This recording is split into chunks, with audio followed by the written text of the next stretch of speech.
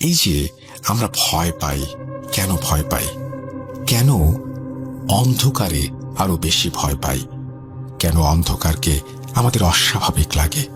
কখনো ভেবে দেখেছেন? বলা হয়ে থাকে যে এটা হয়তো আমাদের পূর্বপুরুষের কারণে যখন বাড়ি ঘর ছাড়া মানুষ খোলা জায়গায় ঘুমাতো, তখন অন্ধকারেই যত সব বিপদ নেমে আসতো। বিভিন্ন হিংস্র প্রাণীর আক্রমণ থেকে শুরু করে নানা ধরনের বিপদ, এবং সেগুলো রাতেই ঘটত। আর তখন থেকেই মানুষ অন্ধকারকে ভয় পাওয়া শুরু করে। এবং যুগের পর যুগ, শুধু না, শতাব্দীর পর শতাব্দী ধরে মানুষ হয়তো এই কারণেই ভয় পায়। আপনাদের কি মনে হয়, মানুষের এই ভয় পাওয়াটা কি সেখান থেকে এসছে? আমরা আর একটা জিনিস কখনো ভেবে দেখেছি? আমাদের ভয় লাগে সেই জিনিসগুলোতে যেগুলো আমরা দেখতে পাই না। ধরুন, একটা শব্দ হচ্ছে, সেই শব্দের উৎস যদি আমরা দেখে ফেলি তাহলে ভয়টা কম লাগে, কিন্তু সেই শব্দের উৎস যদি আমি না দেখতে পাই তাহলে ভয়টা বেড়ে যায়। যা কিছু অদৃশ্য, ধরুন হয়তো আপনি এই সময়ে আপনার রুমে একা আছেন, আপনি অনুভব করছেন এই রুমটিতে আপনি একা নন। কোনো একজনের অস্তিত্ব আপনি টের পাচ্ছেন, হয়তো কোনো শব্দের মাধ্যমে বা একান্ত অনুভবের মাধ্যমে আপনি বুঝতে পারছেন এই ঘরে আপনি একা নন, অন্য কোনো একটা এনার্জি এই ঘরে রয়েছে। কি হয় তখন? তখন কিন্তু আমাদের ভয়টা আরো বেড়ে যায়, কারণ আমি বুঝতে পারছি যে এই রুমে অন্য কারো অস্তিত্ব আছে, কিন্তু তাকে আমার দেখার উপায় নেই, কোনো কিছু করার উপায় নেই। ভয়টা অদৃশ্য কোনো কিছুর ওপরে আরো বেড়ে যায়। যুগের পর যুগ ধরে আমরা ভয় পাই, আর আমাদের পূর্বপুরুষের কারণে হয়তো আমরা অন্ধকারকে আরো বেশি ভয় পাই। আসলে যা কিছু অদৃশ্য, হয়তো অন্ধকারের সাথেও এর একটা মিল খুঁজে পাবেন। যেমন ধরুন, অন্ধকার মানেই সেখানে কোনো আলো নেই, আর যেখানে আলো নেই সেখানে সবকিছুই অদৃশ্য। অদৃশ্য ঠিক বলবো না, মানে দেখা যায় না আর কি। ওই যে বলেছিলাম, যা কিছু দেখা যায় না কিন্তু অনুভব করা যায়, তাতেই আমাদের ভয় বেশি। জানি না কতটুকু গুছিয়ে বলতে পারলাম। আপনাদের সবাইকে স্বাগত জানাচ্ছি। আমার নাম মিম।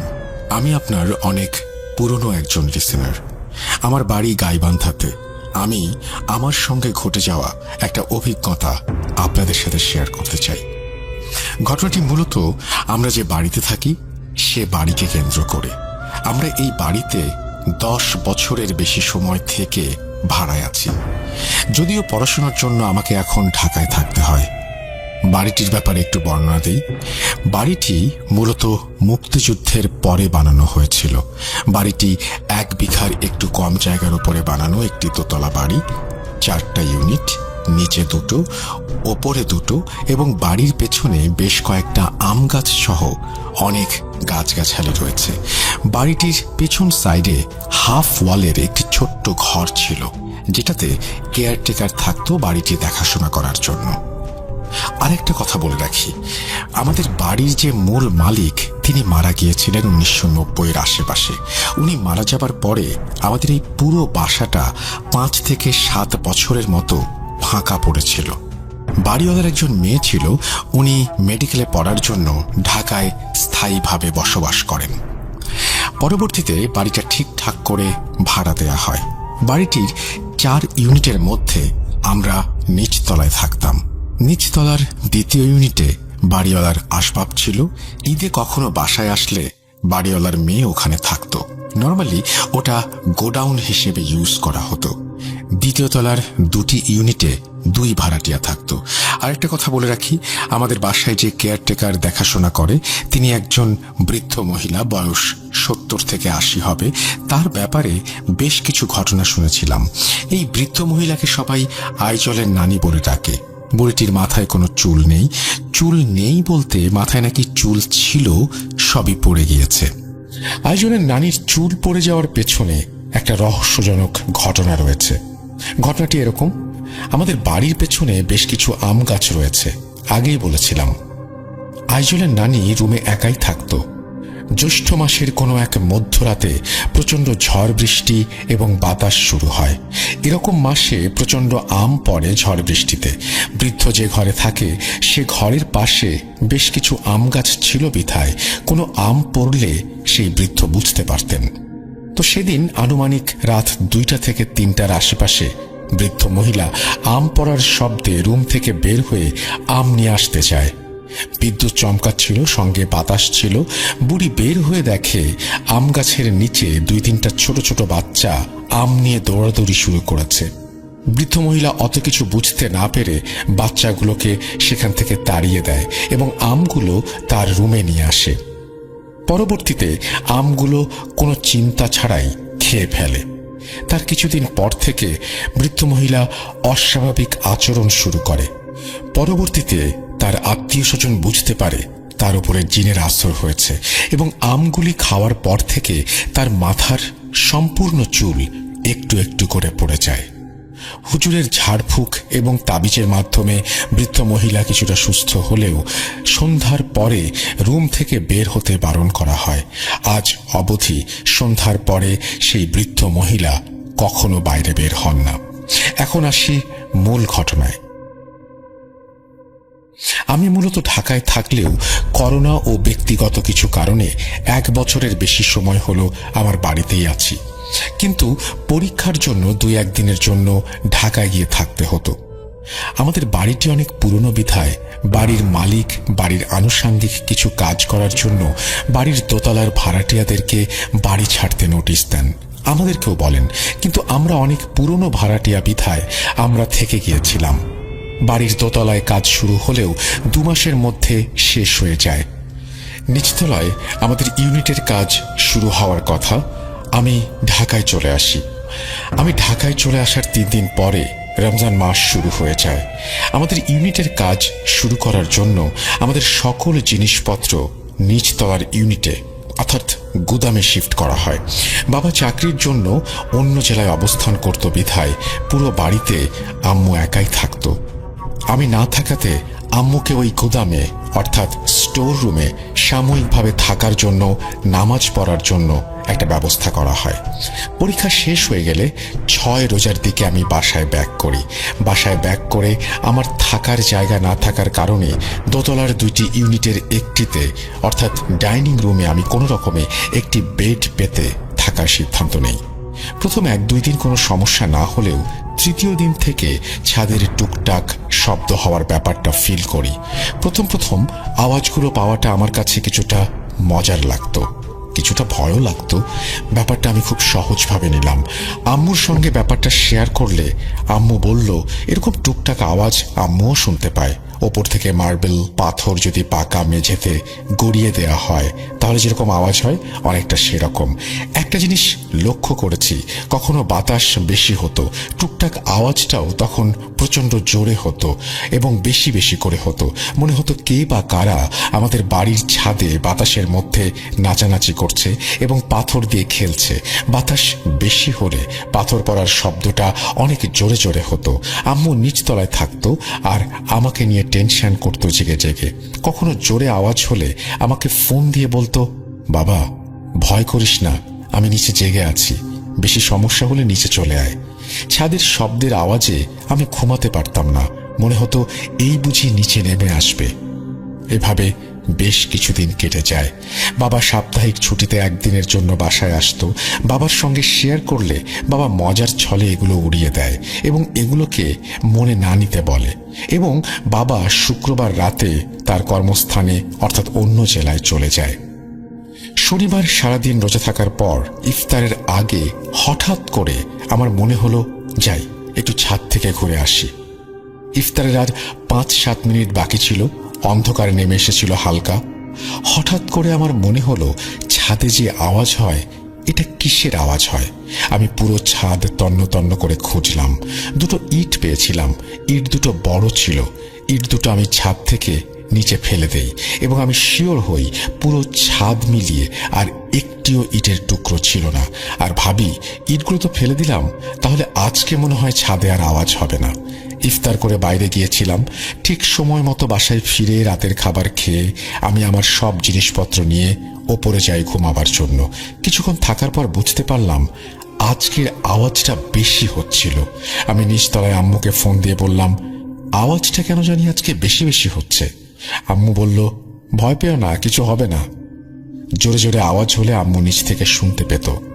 রাত 12টার পর থেকে হঠাৎ করে একটু বাতাসটা শুরু হয়েছিল, তখনই শুরু হলো মেইন ঘটনা। অন্যান্য দিন আস্তে আস্তে পাথর পড়ার আওয়াজ হলেও আজকে মনে হচ্ছিল বিশাল বড় বড় পাথর পড়ছে। আমার ওপর কেউ রেগে গিয়েছে প্রচন্ড পরিমাণে। সে তার রাগ ক্ষোভ দেখাচ্ছে আমাকে। আমি আওয়াজ পাচ্ছি আর ভেতরে ভেতরে একটু একটু ভয় পাচ্ছি। বাইরে বাতাস হওয়ার কারণে বাসায় বিদ্যুৎ চলে গিয়েছিল। আনুমানিক তখন সময় রাত 1টা।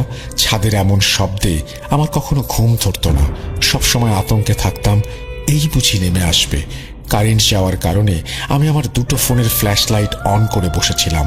কিছুক্ষণের মধ্যে ফিল করি আমি যে ডাইনিং রুমে থাকতাম সেই ডাইনিং রুমের পাশের রুমে কেউ একজন বসে আছে। উদ্ভট একরকমের শব্দ আসছে। আমার পুরো শরীর শিউরে উঠেছিল। মনে হচ্ছিল কেউ একজন পাশের রুমে প্রচন্ড বিরক্তি নিয়ে, রাগ নিয়ে বসে আছে। আমাকে কিছু বোঝাতে চাচ্ছে, হয়তো আমার সাথে কথা বলতেও চাচ্ছে। গাছের ডাল দিয়ে মেঝেতে ঝাড়ু মারলে যেমন শব্দ হয় তেমন শব্দ হচ্ছে। ফড়িংয়ের পাখা ভেঙে গেলে মেঝেতে পড়ে গিয়ে সে যেমন ভাঙা পাখায় ওড়ার চেষ্টা করে, তখন যে শব্দটা হয় ঠিক তেমন শব্দ পাচ্ছি। পর্দা টাঙানোর রিং প্রচন্ড জোরে জোরে নাড়াচ্ছে কেউ। আমি বুঝতে পারছি পাশের রুমে কেউ একজন এসেছে, আমার সঙ্গে হয়তো কথা বলতে চায়। আমি পুরোই নিস্তব্ধ হয়ে আছি। কি হচ্ছে আমার সঙ্গে সব? পুরো মিনিট 2 নিশ্চুপ হয়ে বসে আছি আর ভাবছি আমি মনে হয় অন্য দুনিয়াতে। এখন উঠে বসার সাহসটা পর্যন্ত আমার নেই। এইরকম সময়ের মুখোমুখি কখনো হয়নি। আমি জানি আমার কাছের কয়েকজন মানুষ জানে কেমন সময়ের মধ্য দিয়ে গিয়েছে সেই সময়গুলো। কিছুক্ষণ পরে আম্মুর ফোন আসে। আমি আম্মুর সঙ্গে কথা বলি। পাশের রুমের আওয়াজগুলো আস্তে আস্তে কমতে থাকে। রাতের সেহরি করে এসে আজানের পরে ঘুমিয়ে যাই। একই সপ্তাহের মঙ্গলবারে আমার সঙ্গে সেম জিনিসটা দ্বিতীয়বার ঘটে। মঙ্গলবারে বাবা ছুটি নিয়ে বাসায় এসেছিল, এর জন্য সাহসটা একটু বেশি ছিল। পাশের রুমে কেউ একজন আসছে, পর্দার রিংয়ের শব্দ, মেঝেতে গাছের ডালের পাতা দিয়ে ঝাড়ু দেওয়ার শব্দ। আমি বুঝতে পারছি কেউ একজন এসেছে।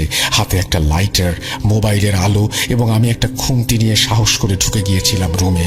হঠাৎ করে বেশি শব্দ হওয়ার কারণে বাবা ও আম্মু দুজনে একসঙ্গে দোতলায় চলে আসে।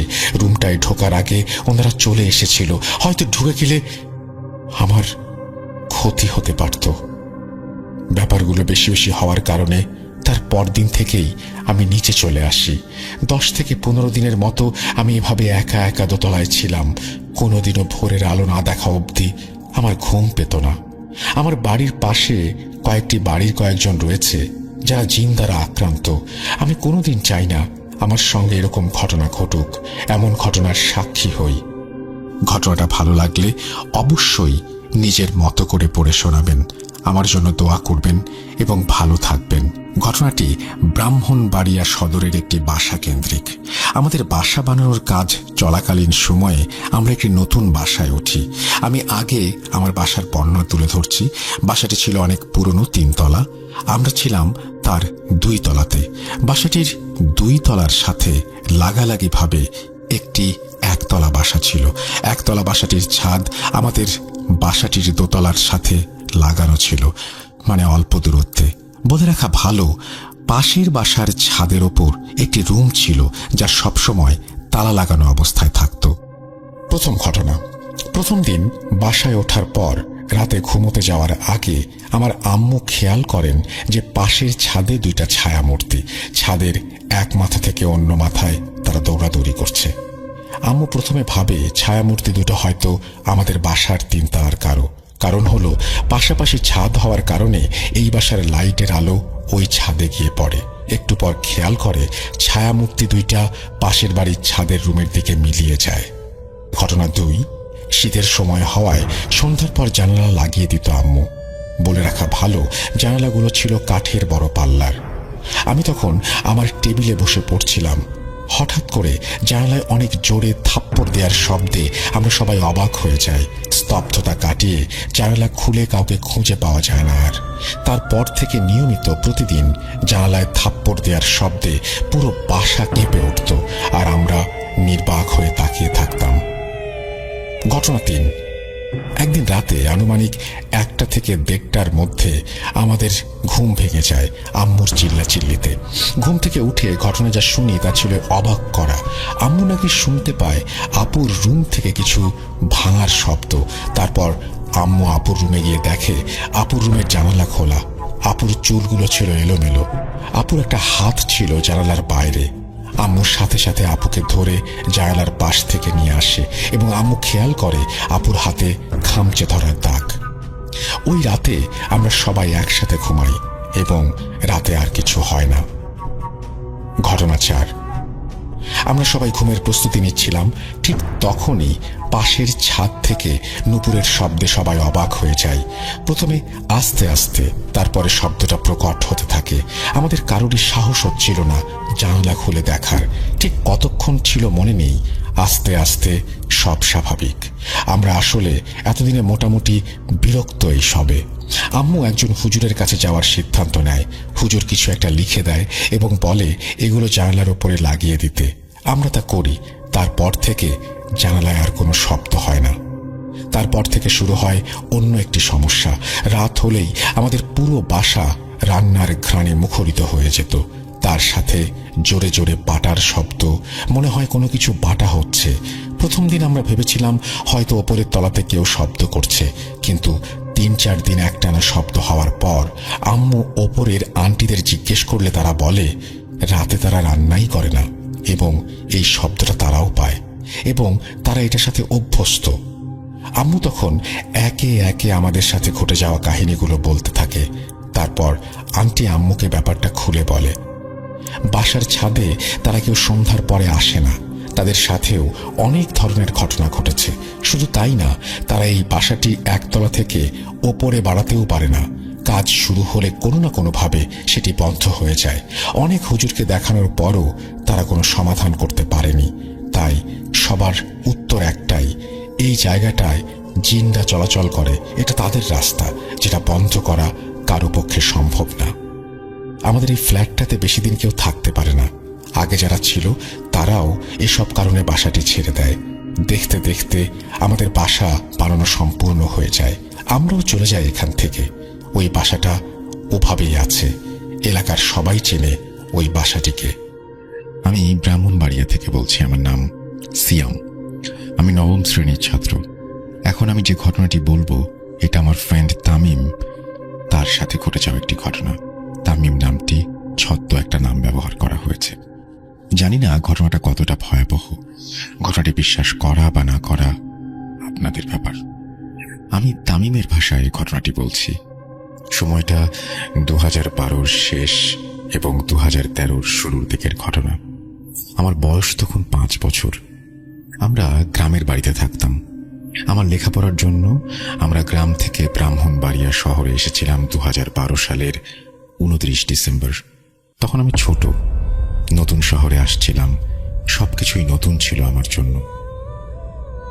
ঘটনা 1। সময়টা 2012-র 29 ডিসেম্বর থেকে 2013-র 5 জানুয়ারির মধ্যে কোনো একটা সময় হবে। তখন অনেক রাত। আম্মু ঘুমাচ্ছিল। বলে রাখা ভালো, আমার বাবা প্রবাসী, তাই আমি, আমার বোন এবং আম্মু বাসায় থাকতাম। আমাদের বাসা ছিল ব্রাহ্মণবাড়িয়ায় তখনকার সবচেয়ে বড় বিল্ডিং, যেটা 14 তলার পাশে। ওই রাতে যখন আমার ঘুম ভাঙে তখন আমি জানালার কাছে দেখি একটা অতি প্রাকৃত কিছুর অস্তিত্ব। কিছু খেয়াল করার পর আমি অবয়বটাকে দেখতে পেলাম। ওই অবয়বটা আমাকে দেখে একটা পৈশাচিক হাসি দেয়, যা দেখে অনেক ভয় পাই এবং আমি যে ঘুমিয়ে পড়ি। সকালে আমি এটাকে ভুল ভেবে আর আম্মুকে বলিনি। ঘটনা 2। এর কিছুদিন পরে আম্মু বলল রাতে আমাদের খাট নাকি অনেক কাঁপছিল। প্রথমে আম্মু ভেবেছিল ভূমিকম্প, পরে পাশে খেয়াল করে দেখতে পেল অন্য কোনো কিছু নড়ছে না। তখন আম্মু কিছুটা ভয় পায় এবং দোয়া কালাম পড়ে ঘুমানোর চেষ্টা করে। ঘটনা 3। এর পরের দিনের ঘটনা। দ্বিতীয় দিনের মতোই আবার এই ঘটনাটি ঘটল। তখন আমিও ওই খাটের কম্পনটি অনুভব করেছিলাম। ঘটনা 4, এর পরের দিন আমার আম্মু আর আমার দূর সম্পর্কের একজন খালুর সাথে যোগাযোগ হলো, যিনি হুজুর। তখন আম্মু আমার খালুকে বাসায় আসতে বললেন। তিনি আমাদের পুরো বাসা ঘুরে আম্মুকে বললেন তিনি পরদিন জানাবেন। এরই মাঝখানে আমাদের নানা রকমের অতি প্রাকৃত ঘটনা ঘটতে থাকে। পরদিন আমার খালু আম্মুকে ফোন করে বলল একটা খারাপ জিন যা আমার উপরে আসর করার চেষ্টা করছে। ওই দিন বিকেলে খালু আমার বাসায় আসার কথা বললেন। যথারীতি খালু বিকেলে বাসায় এসে আমাদের 3 জনকে 3টা তাবিজ দেন এবং সব সময় এটা আমাদের পড়ে থাকতে বললেন। এরই সাথে উনি আমাদের বাসা বন্ধ করে দেন। কিন্তু খালু আমাদের বলেন কোনো মৃত বাড়িতে বা জানাজায় অংশগ্রহণ করার সময় যেন তাবিজ খুলে যায়। ঘটনা 5, এরপর 5 বছর চলে যায়। সময়টা 2018। আমি তখন 5ম শ্রেণীতে পড়ি। এরই মাঝে আমার সাথে অন্য কোনো ঘটনা ঘটেনি। ওই বছর আমি গরমের ছুটিতে আমার মামার বাড়িতে যাই এবং এর মধ্যে এক শুক্রবার জুম্মার নামাজের পর একজনের জানাজা ছিল। তখন আমি জানাজায় অংশগ্রহণ করি, কিন্তু তখন আমি তাবিজ খুলতে ভুলে যাই, আর এটা আমি তখন খেয়ালও করিনি। ঘটনা 6, ওই দিন রাতে আমি এবং আমার মামাতো ভাই বাইকে ঘুরতে যাওয়ার সিদ্ধান্ত নেই। আমার মামাতো ভাইয়ের নাম সাইম, এটিও ছদ্মনাম। বাইকটা সাইম ভাইয়ের না, বাইকটা ছিল তার বড় ভাই রাজীব ভাইয়ের। আর বাইকটা অনেক এক্সপেন্সিভ হয়। সাইম ভাই খুব ভালোভাবে চালাতে না পারায় রাজীব ভাই বাইকটা সাইম ভাইকে দিতে চাইতো না। ওই দিন রাজীব ভাই বাড়িতে না থাকায় আমরা সবাই লুকিয়ে লুকিয়ে ঘুরতে যাওয়ার সিদ্ধান্ত নেই। ঘটনা 7, আমরা প্রায় 11:30টার দিকে বাসা থেকে বের হই। অনেক সময় ঘোরার পর সাইম ভাই বলল তার বন্ধুর বাসায় যাবে, তাই আমরা তার বন্ধুর বাসায় যাই। ওখানে সাইম ভাইয়ের বন্ধুর সাথে অনেক সময় কথা বলার পর আমরা বাসায় চলে আসলাম। তখন অনেক রাত। মাঝখানে রাস্তায় অনেক সময় চলার পরও আমাদের যেন রাস্তা শেষ হচ্ছিল না। তখন আমি এবং আমার মামাতো ভাই তো নানা রকম ভয়ানক শব্দ শুনছি। তখন আমার মামাতো ভাই আয়াতুল কুরসি পড়তে শুরু করলো এবং ওই মায়াজাল থেকে বেরিয়ে আসলো এবং তাড়াতাড়ি সামনের এলাকার মসজিদে আমরা দুজনে ঢুকে পড়ি। আমরা মসজিদের ভেতর থেকে বাইরে নানা ধরনের আওয়াজ পাই, মনে হয় কেউ আমাদের ডাকছে এমন। তখন আমরা একটি কথা বারবার শুনতে পারছিলাম। কথাটি ছিল এমন, বাইরে আয়। আর শুনতে পারলাম আমাদের নাকি ছাড়বে না। তখন ভয়ে মসজিদে উজু করে কোরআন পড়তে শুরু করলাম। এর একটু পরে আমরা দেখতে পেলাম ওই মসজিদের বড় হুজুর আসলেন এবং আমি হুজুরকে সবকিছু খুলে বললাম। তিনি তখন ওই তাবিজটা দেখাতে বললেন, কিন্তু আমার মনে পড়ে তখন আমি হুজুরকে তাবিজের কথা বলিনি। তো হুজুর জানলো কিভাবে? তখন আমি এই বিষয়টি খেয়ালও করিনি তেমন। তারপর হুজুর আমাকে তাবিজটি ফিরিয়ে দেয় এবং আমাকে তাবিজ পড়তে বলে। আবার হুজুর আমাদের বলল একটু পর ফজরের নামাজ পড়ে আমরা যেন বাসায় যাই। হুজুর আমাদের আরো বললেন আমার সাথে আর কিছু হবে না। এটা বলে হুজুর বাইরে চলে যান। ওই রাতে ফজরের নামাজের সময় আমার আরেক মামাতো ভাই নামাজ পড়তে আসে, যার নাম শরীফ। তিনি 5 ওয়াক্ত নামাজ পড়তেন। শরীফ ভাইকে দেখে আমরা তখন ঘটনাটি বলতে পারিনি। তখন আমি একটা জিনিস খেয়াল করলাম, ওই বড় হুজুর নামাজ পড়তে আসেননি, নামাজ পড়তে এসেছিল বড় হুজুরের ছাত্র। আর আমি শরীফ ভাইকে নিয়ে তখন বাড়িতে চলে যাই। পরদিন বিকেলে আমরা শরীফ ভাইকে সবকিছু খুলে বলি। তখন শরীফ ভাই বলে মসজিদের বড় হুজুর তো অসুস্থ, তিনি 1 সপ্তাহ থেকে হাসপাতালে, হুজুরের ছাত্র নামাজ পড়েন। এটা শুনে আমি এবং সাইম অনেক ভয় পেয়ে যাই। আমি তখন ওই বড় হুজুরের ছাত্রকে সম্পূর্ণ ঘটনা বলি। তিনি বলেন এরকম অনেক ঘটনা আমাদের সাথে ঘটে যা কখনো বুঝতে পারি না, যার কোনো বিশ্লেষণ থাকে না, হয়তো আমাদের কাছে থাকে না, হয়তো ওই সময় আমাদেরকে সাহায্য করেছিলেন তিনি, হয়তো তার রূপ ধরে ভালো কোনো জিন। এরপর আমার সাথে আর কোনো ঘটনা ঘটেনি, এই বলে আমার বন্ধু তামিম তার ঘটনা শেষ করে। জানি না ঘটনাটি কতটা ভয়াবহ হয়েছে, কিন্তু তামিম বলে ঘটনাটি সম্পূর্ণ সত্যি। লেখায় ভুল ত্রুটি হলে ক্ষমা করবেন। ঘটনাটি আমি অনেক আগে শুনেছিলাম, কিন্তু এখানে একটা কিছু নতুন করে যুক্ত করিনি, বরং আমার অনেক কিছু বাদ দিয়ে ঘটনাটি আমি লিখেছি। আমার নিজস্ব নাম্বার না থাকায় আমি নাম্বার দিতে পারলাম না। সাল 1968, সময় বর্ষাকাল, চারিদিকে থই থই পানি। আমার বয়স তখন 8 বছর এবং ছোট ভাইয়ের বয়স মাত্র 2 বছর। রাত আনুমানিক 1টা বা 2টা হবে। সবাই গভীর ঘুমে মগ্ন। হঠাৎ মায়ের খুব বাইরে যাবার দরকার পড়ে, তাই ডেকে উঠান আমাকে। তখনকার সময়ে ল্যাম্প, হ্যারিকেন এগুলোই ছিল। তাই মা আমার হাতে একটি হ্যারিকেন দিয়ে দরজা থেকে সামান্য একটু সামনে দাঁড় করিয়ে রাখে। কম বেশি সবাই জেনে থাকবেন যে গ্রাম অঞ্চলের টয়লেট বাসা থেকে কিছুটা দূরে হয়, আর টয়লেটে এই যে আমরা ভয় পাই, কেন ভয় পাই? কেন অন্ধকারে আরো বেশি ভয় পাই? কেন অন্ধকারকে আমাদের অস্বাভাবিক লাগে? কখনো ভেবে দেখেছেন?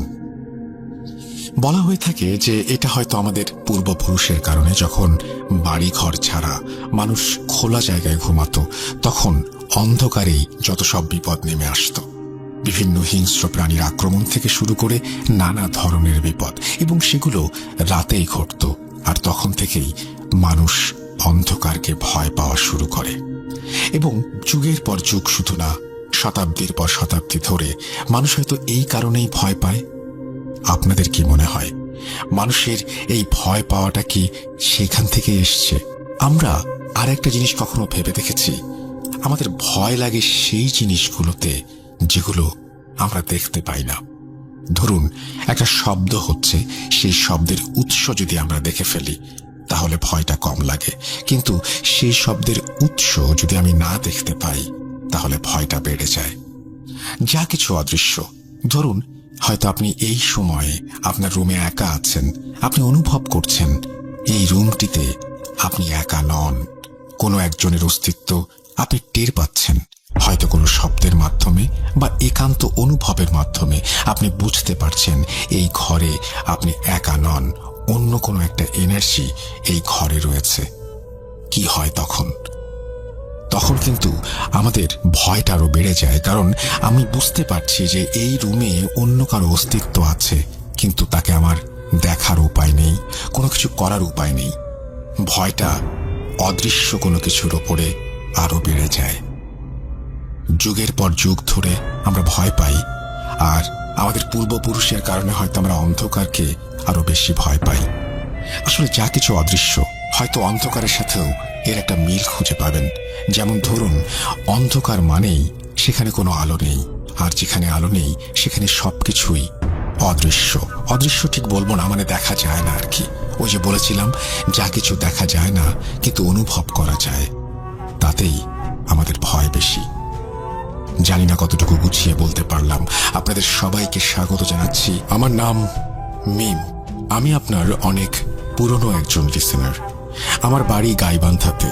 আমি আমার সঙ্গে ঘটে যাওয়া একটা অভিজ্ঞতা আপনাদের সাথে শেয়ার করতে চাই। ঘটনাটি মূলত আমরা যে বাড়িতে থাকি সে বাড়িকে কেন্দ্র করে। আমরা এই বাড়িতে 10 বছরের বেশি সময় থেকে ভাড়ায় আছি। যদিও পড়াশোনার জন্য আমাকে এখন ঢাকায় থাকতে হয়। বাড়িটির ব্যাপারে একটু বর্ণনা দেই। বাড়িটি মূলত মুক্তিযুদ্ধের পরে বানানো হয়েছিল। বাড়িটি 1 বিঘার একটু কম জায়গার উপরে বানানো একটি দোতলা বাড়ি, 4টা ইউনিট, নিচে 2টো, ওপরে 2টো, এবং বাড়ির পেছনে বেশ কয়েকটা আম গাছ সহ অনেক গাছগাছালি রয়েছে। বাড়িটির পেছন সাইডে হাফ ওয়ালের একটি ছোট্ট ঘর ছিল, যেটাতে কেয়ারটেকার থাকতো বাড়িটি দেখাশোনা করার জন্য। আরেকটা কথা বলে রাখি, আমাদের বাড়ির যে মূল মালিক তিনি মারা গিয়েছিলেন 1990-এর আশেপাশে। উনি মারা যাবার পরে আমাদের এই পুরো বাসাটা 5 থেকে 7 বছরের মতো ফাঁকা পড়েছিল। বাড়িওয়ালার একজন মেয়ে ছিল, উনি মেডিকেলে পড়ার জন্য ঢাকায় স্থায়ীভাবে বসবাস করেন। পরবর্তীতে বাড়িটা ঠিকঠাক করে ভাড়া দেয়া হয়। বাড়িটির 4 ইউনিটের মধ্যে আমরা নিচতলায় থাকতাম। নিচতলার 2য় ইউনিটে বাড়িওয়ালার আসবাব ছিল। ঈদে কখনো বাসায় আসলে বাড়িওয়ালার মেয়ে ওখানে থাকতো। নর্মালি ওটা গোডাউন হিসেবে ইউজ করা হতো। 2য় তলার 2টি ইউনিটে 2 ভাড়াটিয়া থাকতো। আরেকটা কথা বলে রাখি, আমাদের বাসায় যে কেয়ারটেকার দেখাশোনা করে তিনি একজন বৃদ্ধ মহিলা, বয়স 70 থেকে 80 হবে।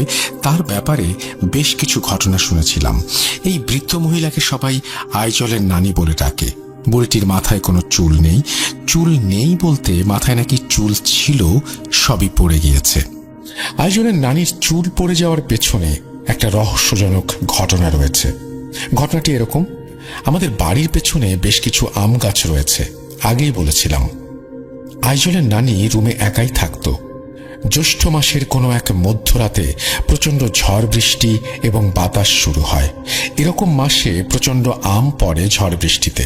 বৃদ্ধ যে ঘরে থাকে সে ঘরের পাশে বেশ কিছু আম গাছ ছিল বিধায় কোনো আম পড়লে সেই বৃদ্ধ বুঝতে পারতেন। তো সেদিন আনুমানিক রাত 2টা থেকে 3টার আশেপাশে বৃদ্ধ মহিলা আম পড়ার শব্দে রুম থেকে বের হয়ে আম নিয়ে আসতে চায়। বিদ্যুৎ চমকাচ্ছিল, সঙ্গে বাতাস ছিল। বুড়ি বের হয়ে দেখে আম গাছের নিচে 2-3টা ছোট ছোট বাচ্চা আম নিয়ে দৌড়াদৌড়ি শুরু করেছে। বৃদ্ধ মহিলা অত কিছু বুঝতে না পেরে বাচ্চাগুলোকে সেখান থেকে তাড়িয়ে দেয় এবং আমগুলো তার রুমে নিয়ে আসে। পরবর্তীতে আমগুলো কোনো চিন্তা ছাড়াই খেয়ে ফেলে। তার কিছুদিন পর থেকে বৃদ্ধ মহিলা অস্বাভাবিক আচরণ শুরু করে।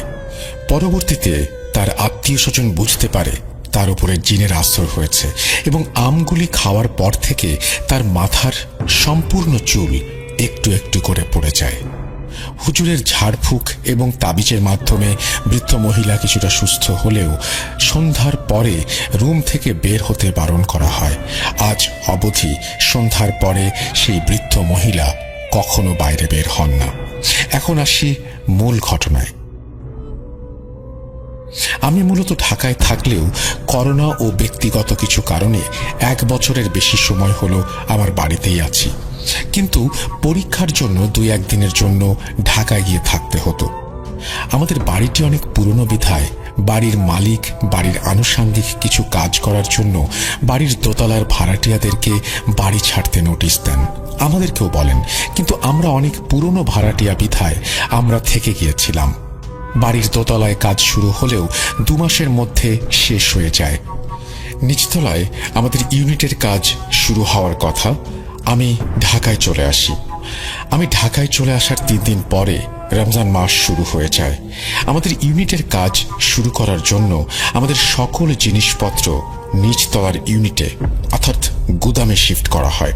বাবা চাকরির জন্য অন্য জেলায় অবস্থান করত বিধায় পুরো বাড়িতে আম্মু একাই থাকতো। আমি না থাকাতে আম্মুকে ওই গুদামে অর্থাৎ স্টোর রুমে সাময়িকভাবে থাকার জন্য নামাজ পড়ার জন্য একটা ব্যবস্থা করা হয়। পরীক্ষা শেষ হয়ে গেলে 6 রোজার দিকে আমি বাসায় ব্যাক করি। বাসায় ব্যাক করে আমার থাকার জায়গা না থাকার কারণে দোতলার 2টি ইউনিটের একটিতে অর্থাৎ ডাইনিং রুমে আমি কোনো রকমে একটি বেড পেতে থাকার সিদ্ধান্ত নেই। প্রথম 1-2 দিন কোনো সমস্যা না হলেও তৃতীয় দিন থেকে ছাদের টুকটাক শব্দ হওয়ার ব্যাপারটা ফিল করি। প্রথম আওয়াজগুলো পাওয়াটা আমার কাছে কিছুটা মজার লাগতো, কিছুটা ভয়ও লাগতো। ব্যাপারটা আমি খুব সহজভাবে নিলাম। আম্মুর সঙ্গে ব্যাপারটা শেয়ার করলে আম্মু বলল, এরকম টুকটাক আওয়াজ আম্মুও শুনতে পায়। ওপর থেকে মার্বেল পাথর যদি পাকা মেঝেতে গড়িয়ে দেয়া হয় তাহলে যেরকম আওয়াজ হয় অনেকটা সেরকম। একটা জিনিস লক্ষ্য করেছি, কখনো বাতাস বেশি হতো, টুকটাক আওয়াজটাও তখন প্রচণ্ড জোরে হতো এবং বেশি বেশি করে হতো। মনে হতো কে বা কারা আমাদের বাড়ির ছাদে বাতাসের মধ্যে নাচানাচি করছে এবং পাথর দিয়ে খেলছে। বাতাস বেশি হলে পাথর পড়ার শব্দটা অনেক জোরে জোরে হতো। আম্মু নিচতলায় থাকতো আর আমাকে নিয়ে টেনশন করতো জেগে জেগে। কখনো জোরে আওয়াজ হলে আমাকে ফোন দিয়ে বলতো, বাবা ভয় করিস না, আমি নিচে জেগে আছি, বেশি সমস্যা হলে নিচে চলে আয়। ছাদের শব্দের আওয়াজে আমি ঘুমাতে পারতাম না, মনে হতো এই বুঝি নিচে নেমে আসবে। এভাবে বেশ কিছুদিন কেটে যায়। বাবা সাপ্তাহিক ছুটিতে 1 দিনের জন্য বাসায় আসতো। বাবার সঙ্গে শেয়ার করলে বাবা মজার ছলে এগুলো উড়িয়ে দেয় এবং এগুলোকে মনে না নিতে বলে। এবং বাবা শুক্রবার রাতে তার কর্মস্থানে অর্থাৎ অন্য জেলায় চলে যায়। শনিবার সারাদিন রোজা থাকার পর ইফতারের আগে হঠাৎ করে আমার মনে হলো যাই একটু ছাদ থেকে ঘুরে আসি। ইফতারের আর 5-7 মিনিট বাকি ছিল, অন্ধকার নেমে এসেছিল হালকা। হঠাৎ করে আমার মনে হলো ছাদে যে আওয়াজ হয় এটা কিসের আওয়াজ হয়। আমি পুরো ছাদ তন্ন তন্ন করে খুঁজলাম। 2টো ইট পেয়েছিলাম। ইট 2টো বড় ছিল।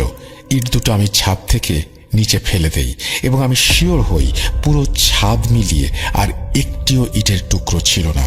আর ভাবি, ইটগুলো তো ফেলে দিলাম, তাহলে আজকে মনে হয় ছাদে আর আওয়াজ হবে না। ইফতার করে বাইরে গিয়েছিলাম। ঠিক সময় মতো বাসায় ফিরে রাতের খাবার খেয়ে আমি আমার সব জিনিসপত্র নিয়ে ওপরে যাই ঘুমাবার জন্য। কিছুক্ষণ থাকার পর বুঝতে পারলাম আজকের আওয়াজটা বেশি হচ্ছিল। আমি নিচতলায় আম্মুকে ফোন দিয়ে বললাম, আওয়াজটা কেন জানি আজকে বেশি বেশি হচ্ছে। আম্মু বলল, ভয় পেও না, কিছু হবে না। জোরে জোরে আওয়াজ হলে আম্মু নিচ থেকে শুনতে পেত। রাত 12টার পর থেকে হঠাৎ করে একটু বাতাসটা শুরু হয়েছিল। তখনই শুরু হলো মেইন ঘটনা। অন্যান্য দিন আস্তে আস্তে পাথর পড়ার আওয়াজ হলেও আজকে মনে হচ্ছিল বিশাল বড় বড় পাথর পড়ছে। আমার ওপর কেউ রেগে গিয়েছে প্রচন্ড পরিমাণে। সে তার রাগ ক্ষোভ দেখাচ্ছে আমাকে। আমি আওয়াজ পাচ্ছি আর ভেতরে ভেতরে একটু একটু ভয় পাচ্ছি। বাইরে বাতাস হওয়ার কারণে বাসায় বিদ্যুৎ চলে গিয়েছিল। আনুমানিক তখন সময় রাত 1টা। ছাদের এমন শব্দে আমার কখনো ঘুম ধরত না। সবসময় আতঙ্কে থাকতাম, এই বুঝি নেমে আসবে। কারেন্ট যাওয়ার কারণে আমি আমার দুটো ফোনের ফ্ল্যাশ লাইট অন করে বসেছিলাম। কিছুক্ষণের মধ্যে ফিল করি আমি যে ডাইনিং রুমে থাকতাম সেই ডাইনিং রুমের পাশের রুমে কেউ একজন বসে আছে। উদ্ভট একরকমের শব্দ আসছে। আমার পুরো শরীর শিউরে উঠেছিল। মনে হচ্ছিল কেউ একজন পাশের রুমে প্রচন্ড বিরক্তি নিয়ে, রাগ নিয়ে বসে আছে। আমাকে কিছু বোঝাতে চাচ্ছে, হয়তো আমার সাথে কথা বলতেও চাচ্ছে। গাছের ডাল দিয়ে মেঝেতে ঝাড়ু মারলে যেমন শব্দ হয় তেমন শব্দ হচ্ছে। ফড়িংয়ের পাখা ভেঙে গেলে মেঝেতে পড়ে গিয়ে সে যেমন ভাঙা পাখায় ওড়ার চেষ্টা করে, তখন যে শব্দটা হয় ঠিক তেমন শব্দ পাচ্ছি। পর্দা টাঙানোর রিং প্রচন্ড জোরে জোরে নাড়াচ্ছে কেউ। আমি বুঝতে পারছি পাশের রুমে কেউ একজন এসেছে, আমার সঙ্গে হয়তো কথা বলতে চায়। আমি পুরোই নিস্তব্ধ হয়ে আছি। কি হচ্ছে আমার সঙ্গে সব? পুরো মিনিট 2 নিশ্চুপ হয়ে বসে আছি আর ভাবছি আমি মনে হয় অন্য দুনিয়াতে। এখন উঠে বসার সাহসটা পর্যন্ত আমার নেই। এরকম সময়ের মুখোমুখি কখনো হয়নি। আমি জানি আমার কাছের কয়েকজন মানুষ জানে কেমন সময়ের মধ্য দিয়ে গিয়েছে সেই সময়গুলো। কিছুক্ষণ পরে আম্মুর ফোন আসে। আমি আম্মুর সঙ্গে কথা বলি। পাশের রুমের আওয়াজগুলো আস্তে আস্তে কমতে থাকে। রাতের সেহরি করে এসে আজানের পরে ঘুমিয়ে যাই। একই সপ্তাহের মঙ্গলবারে আমার সঙ্গে সেম জিনিসটা দ্বিতীয়বার ঘটে। মঙ্গলবারে বাবা ছুটি নিয়ে বাসায় এসেছিল, এর জন্য সাহসটা একটু বেশি ছিল। পাশের রুমে কেউ একজন আসছে, পর্দার রিংয়ের শব্দ, মেঝেতে গাছের ডালের পাতা দিয়ে ঝাড়ু দেওয়ার শব্দ। আমি বুঝতে পারছি কেউ একজন এসেছে। হাতে একটা লাইটার, মোবাইলের আলো এবং আমি একটা খুন্তি নিয়ে সাহস করে ঢুকে গিয়েছিলাম রুমে। হঠাৎ করে বেশি শব্দ হওয়ার কারণে বাবা ও আম্মু দুজনে একসঙ্গে দোতলায় চলে আসে। রুমটায় ঢোকার আগে ওনারা চলে এসেছিল। হয়তো ঢুকে গেলে আমার ক্ষতি হতে পারত। ব্যাপারগুলো বেশি বেশি হওয়ার কারণে তার পরদিন থেকেই আমি নিচে চলে আসি। 10 থেকে 15 দিনের মতো আমি এভাবে একা একা দোতলায় ছিলাম। কোনোদিনও ভোরের আলো না দেখা অবধি আমার ঘুম পেত না। আমার বাড়ির পাশে কয়েকটি বাড়ির কয়েকজন রয়েছে যারা জিন দ্বারা আক্রান্ত। আমি কোনোদিন চাই না আমার সঙ্গে এরকম ঘটনা ঘটুক, এমন ঘটনার সাক্ষী হই। ঘটনাটা ভালো লাগলে অবশ্যই নিজের মতো করে পড়ে শোনাবেন, আমার জন্য দোয়া করবেন এবং ভালো থাকবেন। ঘটনাটি ব্রাহ্মণবাড়িয়া সদরের একটি বাসা কেন্দ্রিক। আমাদের বাসা বানানোর কাজ চলাকালীন সময়ে আমরা একটি নতুন বাসায় উঠি। আমি আগে আমার বাসার বর্ণনা তুলে ধরছি। বাসাটি ছিল অনেক পুরনো, 3 তলা। আমরা ছিলাম তার 2 তলাতে। বাসাটির 2 তলার সাথে লাগালাগি ভাবে একটি 1 তলা বাসা ছিল। 1 তলা বাসাটির ছাদ আমাদের বাসাটির 2 তলার সাথে লাগানো ছিল, মানে অল্প দূরত্বে। বলে রাখা ভালো, পাশের বাসার ছাদের ওপর একটি রুম ছিল যা সবসময় তালা লাগানো অবস্থায় থাকত। প্রথম ঘটনা, প্রথম দিন বাসায় ওঠার পর রাতে ঘুমোতে যাওয়ার আগে আমার আম্মু খেয়াল করেন যে পাশের ছাদে 2টা ছায়ামূর্তি ছাদের এক মাথা থেকে অন্য মাথায় তারা দৌড়াদৌড়ি করছে। আম্মু প্রথমে ভাবে ছায়ামূর্তি দুটো হয়তো আমাদের বাসার 3 তলার কারণ হলো পাশাপাশি ছাদ হওয়ার কারণে এই বাসার লাইটের আলো ওই ছাদে গিয়ে পড়ে। একটু পর খেয়াল করে ছায়ামূর্তি 2টা পাশের বাড়ির ছাদের রুমের দিকে মিলিয়ে যায়। ঘটনা 2, শীতের সময় হওয়ায় সন্ধ্যার পর জানালা লাগিয়ে দিত আম্মু। বলে রাখা ভালো, জানালাগুলো ছিল কাঠের বড় পাল্লার। আমি তখন আমার টেবিলে বসে পড়ছিলাম।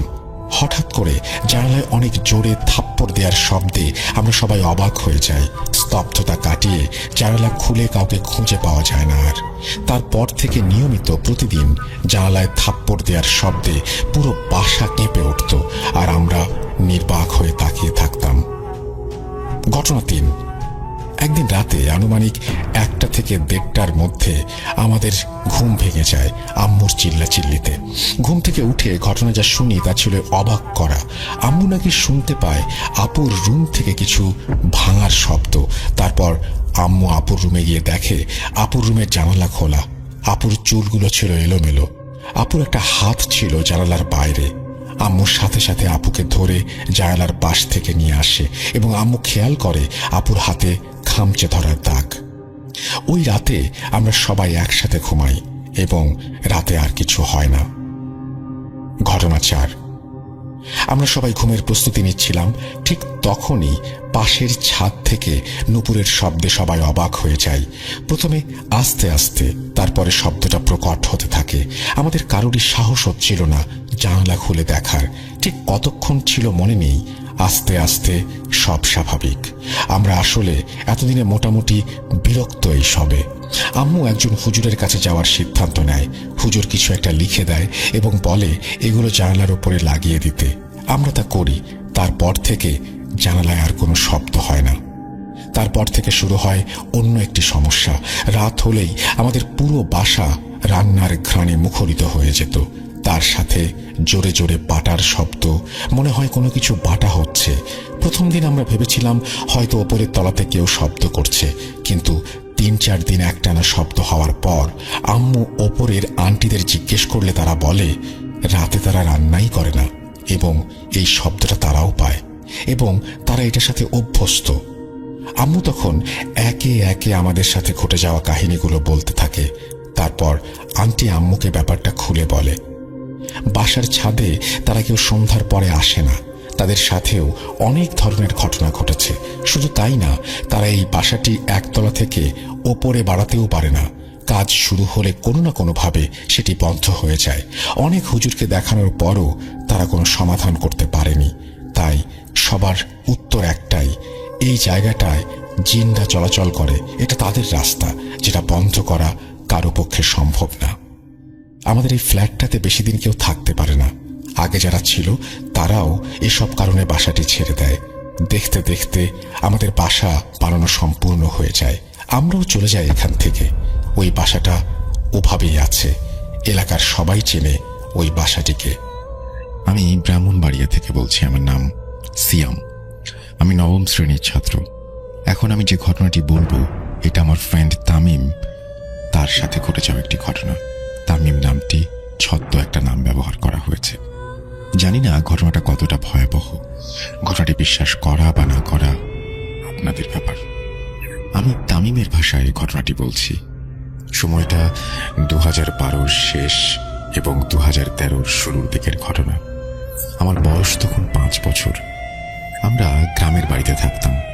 আমার লেখাপড়ার জন্য আমরা গ্রাম থেকে ব্রাহ্মণবাড়িয়া শহরে এসেছিলাম 2012 সালের 29 ডিসেম্বর।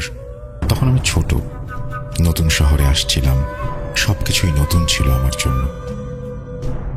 ঘটনা 1। সময়টা 2012 29 ডিসেম্বর থেকে 2013 5 জানুয়ারির মধ্যে কোনো একটা সময় হবে। তখন অনেক রাত। আম্মু ঘুমাচ্ছিল। বলে রাখা ভালো, আমার বাবা প্রবাসী, তাই আমি, আমার বোন এবং আম্মু বাসায় থাকতাম। আমাদের বাসা ছিল ব্রাহ্মণবাড়িয়ায় তখনকার সবচেয়ে বড় বিল্ডিং, যেটা 14 তলার পাশে। ওই রাতে যখন আমার ঘুম ভাঙে তখন আমি জানালার কাছে দেখি একটা অতি প্রাকৃত কিছুর অস্তিত্ব। কিছু খেয়াল করার পর আমি অবয়বটাকে দেখতে পেলাম। ওই অবয়বটা আমাকে দেখে একটা পৈশাচিক হাসি দেয়, যা দেখে অনেক ভয় পাই এবং আমি যে ঘুমিয়ে পড়ি। সকালে আমি এটাকে ভুল ভেবে আর আম্মুকে বলিনি। ঘটনা 2। এর কিছুদিন পরে আম্মু বলল রাতে আমাদের খাট নাকি অনেক কাঁপছিল। প্রথমে আম্মু ভেবেছিল ভূমিকম্প, পরে পাশে খেয়াল করে দেখতে পেল অন্য কোনো কিছু নড়ছে না। তখন আম্মু কিছুটা ভয় পায় এবং দোয়া কালাম পড়ে ঘুমানোর চেষ্টা করে। ঘটনা 3। এর পরের দিনের ঘটনা দ্বিতীয় দিনের মতোই আবার এই ঘটনাটি ঘটল। তখন আমিও ওই খাটের কম্পনটি অনুভব করেছিলাম। ঘটনা 4, এর পরের দিন আমার আম্মু আর আমার দূর সম্পর্কের একজন খালুর সাথে যোগাযোগ হলো, যিনি হুজুর। তখন আম্মু আমার খালুকে বাসায় আসতে বললেন।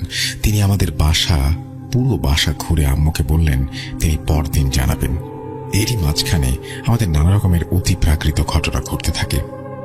পরদিন আমার খালু আম্মুকে ফোন করে বলল একটা খারাপ জিন যা আমার উপরে আসর করার চেষ্টা করছে। ওই দিন বিকেলে খালু আমার বাসায় আসার কথা বললেন। যথারীতি খালু বিকেলে বাসায় এসে আমাদের 3 জনকে 3টা তাবিজ দেন এবং সব সময় এটা আমাদের পড়ে থাকতে বললেন। এরই সাথে উনি আমাদের বাসা বন্ধ করে দেন। কিন্তু খালু আমাদের বলেন কোনো মৃত বাড়িতে বা জানাজায় অংশগ্রহণ করার সময় যেন তাবিজ খুলে যায়। ঘটনা 5, এরপর 5 বছর চলে যায়। সময়টা 2018। আমি তখন 5ম শ্রেণীতে পড়ি। এরই মাঝে আমার সাথে অন্য কোনো ঘটনা ঘটেনি। ওই বছর আমি গরমের ছুটিতে আমার মামার বাড়িতে যাই এবং এর মধ্যে এক শুক্রবার জুম্মার নামাজের পর একজনের জানাজা ছিল। তখন আমি জানাজায় অংশগ্রহণ করি, কিন্তু তখন আমি তাবিজ খুলতে ভুলে যাই, আর এটা আমি তখন খেয়ালও করিনি। ঘটনা 6, ওই দিন রাতে আমি এবং আমার মামাতো ভাই বাইকে ঘুরতে যাওয়ার সিদ্ধান্ত নেই। আমার মামাতো ভাইয়ের নাম সাইম, এটিও ছদ্মনাম। বাইকটা সাইম ভাইয়ের না, বাইকটা ছিল তার বড় ভাই রাজীব ভাইয়ের। আর বাইকটা অনেক এক্সপেন্সিভ হয়। সাইম ভাই খুব ভালোভাবে চালাতে না পারায় রাজীব ভাই বাইকটা সাইম ভাইকে দিতে চাইতো না। ওই দিন রাজীব ভাই বাড়িতে না থাকায় আমরা সবাই লুকিয়ে লুকিয়ে ঘুরতে যাওয়ার সিদ্ধান্ত নেই। ঘটনা 7, আমরা প্রায় 11:30টার দিকে বাসা থেকে বের হই। অনেক সময় ঘোরার পর সাইম ভাই বলল তার বন্ধুর বাসায় যাবে, তাই আমরা তার বন্ধুর বাসায় যাই। ওখানে সাইম ভাইয়ের বন্ধুর সাথে অনেক সময় কথা বলার পর আমরা বাসায় চলে আসলাম। তখন অনেক রাত। মাঝখানে রাস্তায় অনেক সময় চলার পরও আমাদের যেন রাস্তা শেষ হচ্ছিল না। তখন আমি এবং আমার মামাতো ভাই তো নানা রকম ভয়ানক শব্দ শুনছি।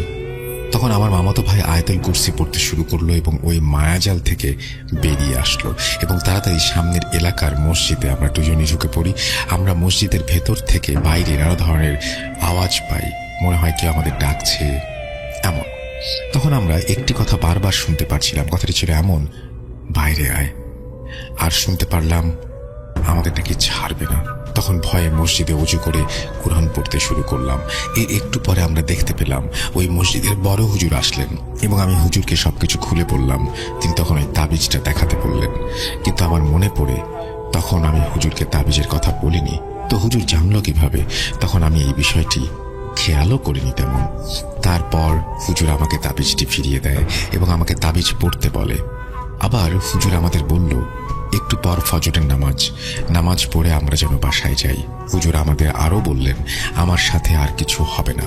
এটা বলে হুজুর বাইরে চলে যান। ওই রাতে ফজরের নামাজের সময় আমার আরেক মামাতো ভাই নামাজ পড়তে আসে, যার নাম শরীফ। তিনি 5 ওয়াক্ত নামাজ পড়তেন। শরীফ ভাইকে দেখে আমরা তখন ঘটনাটি বলতে পারিনি। তখন আমি একটা জিনিস খেয়াল করলাম, ওই বড় হুজুর নামাজ পড়তে আসেননি, নামাজ পড়তে এসেছিল বড় হুজুরের ছাত্র। আর আমি শরীফ ভাইকে নিয়ে তখন বাড়িতে চলে যাই। পরদিন বিকেলে আমরা শরীফ ভাইকে সবকিছু খুলে বলি। তখন শরীফ ভাই বলে মসজিদের বড় হুজুর তো অসুস্থ, তিনি 1 সপ্তাহ থেকে হাসপাতালে, হুজুরের ছাত্র নামাজ পড়েন। এটা শুনে আমি এবং সাইম অনেক ভয় পেয়ে যাই। আমি তখন ওই বড় হুজুরের ছাত্রকে সম্পূর্ণ ঘটনা বলি। তিনি বলেন এরকম অনেক ঘটনা আমাদের সাথে ঘটে যা কখনো বুঝতে পারি না, যার কোনো বিশ্লেষণ থাকে না, হয়তো আমাদের কাছে থাকে না, হয়তো ওই সময় আমাদেরকে সাহায্য করেছিলেন তিনি, হয়তো তার রূপ ধরে ভালো কোনো জিন। এরপর আমার সাথে আর কোনো ঘটনা ঘটেনি এই বলে আমার বন্ধু তামিম তার ঘটনা শেষ করে। জানি না ঘটনাটি কতটা ভয়াবহ হয়েছে, কিন্তু তামিম বলে ঘটনাটি সম্পূর্ণ সত্যি। লেখায় ভুল ত্রুটি হলে ক্ষমা করবেন। ঘটনাটি আমি অনেক আগে শুনেছিলাম, কিন্তু এখানে একটা কিছু নতুন করে যুক্ত করিনি, বরং আমার অনেক কিছু বাদ দিয়ে ঘটনাটি আমি লিখেছি। আমার নিজস্ব নাম্বার না থাকায় আমি নাম্বার দিতে পারলাম না। সাল 1968, সময় বর্ষাকাল, চারিদিকে থই থই পানি। আমার বয়স তখন 8 বছর এবং ছোট ভাইয়ের বয়স মাত্র 2 বছর। রাত আনুমানিক 1টা বা 2টা হবে। সবাই গভীর ঘুমে মগ্ন। হঠাৎ মায়ের খুব বাইরে যাবার দরকার পড়ে, তাই ডেকে উঠান আমাকে।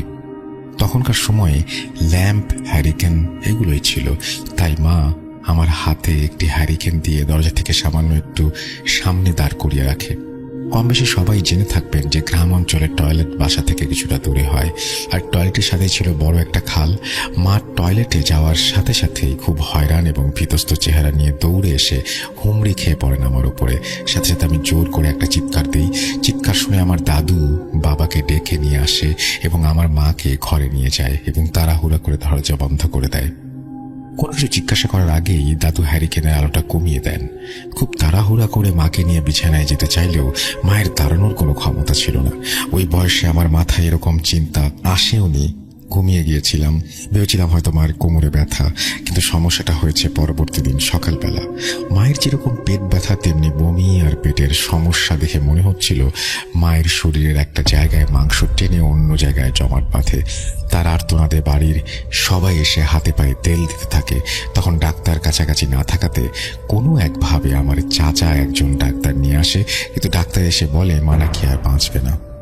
আশ্চর্য বিষয় হলেও এটি সত্য যে ভোর 5টা থেকে সকাল 11টার মধ্যে মাত্র 4 থেকে 5 ঘন্টার ব্যবধানে মা সম্পূর্ণভাবে বিছানায় পড়ে যান। তার খাওয়া দাওয়া, নড়াচড়া, এমনকি মুখের কথাটা পর্যন্ত বন্ধ হয়ে যায় এবং দিনটি শুক্রবার হওয়াতে 12টায় আজানের ঠিক শেষ মুহূর্তে আমার মা এই দুনিয়ায় শেষ নিঃশ্বাস ত্যাগ করেন। ছোট ভাইটির বয়স 2 বছর হওয়াতে তেমন কিছু না বুঝলেও আর কখনো মা বলে ডাকতে না পারার কষ্টটা ছোট থেকেই তাকে পোহাতে হবে বেশ বুঝতে পারছিলাম। এরপর নামাজ শেষে জানাজা হয় এবং তারপরে হুজুর আমাদের সাথে দেখা করেন এবং আমার ছোট ভাইকে মাথায় হাত বুলিয়ে দেন। শেষে আমার বাবাকে সহ আমাদের 4টা তাবিজ দিয়ে যান এবং আমাদের ঘর বন্ধ করে দিয়ে যান। কিন্তু আমার মায়ের শেষ নিঃশ্বাসের বিনিময়ে থামেনি এই মৃত্যু। মা নাকি তার মুখ থেকে জবান বন্ধ হবার ঠিক আগ মুহূর্তে শুধু একটি কথাই বারবার বলে যায়, আর সেটি হলো 7 জন জিন, ওরা 7 জন, ওরা সবাইকে নিয়ে যাবে। আর বাবার থেকে হুজুর এই কথাটি শুনেই আমাদের তাবিজ দিয়েছিলেন। এরপরে বাবা এবং আমরা কেউ ঘর থেকে রাতে বের হতাম না। কিন্তু ঠিক পরের দিনই আমার এক শহীদ নামে চাচাতো ভাই আমার মায়ের মতন করে মারা যায়। এতে পুরো বাড়ির সবাই, আশেপাশের সবাই ভীতস্ত হয়ে পড়ে। এরপরে আমার মামি অনেকের বারণ উপেক্ষা করে আমাদের দেখতে আসে, কিন্তু আশ্চর্যজনকভাবে আমার মামি 3 দিন পরে মারা যায়।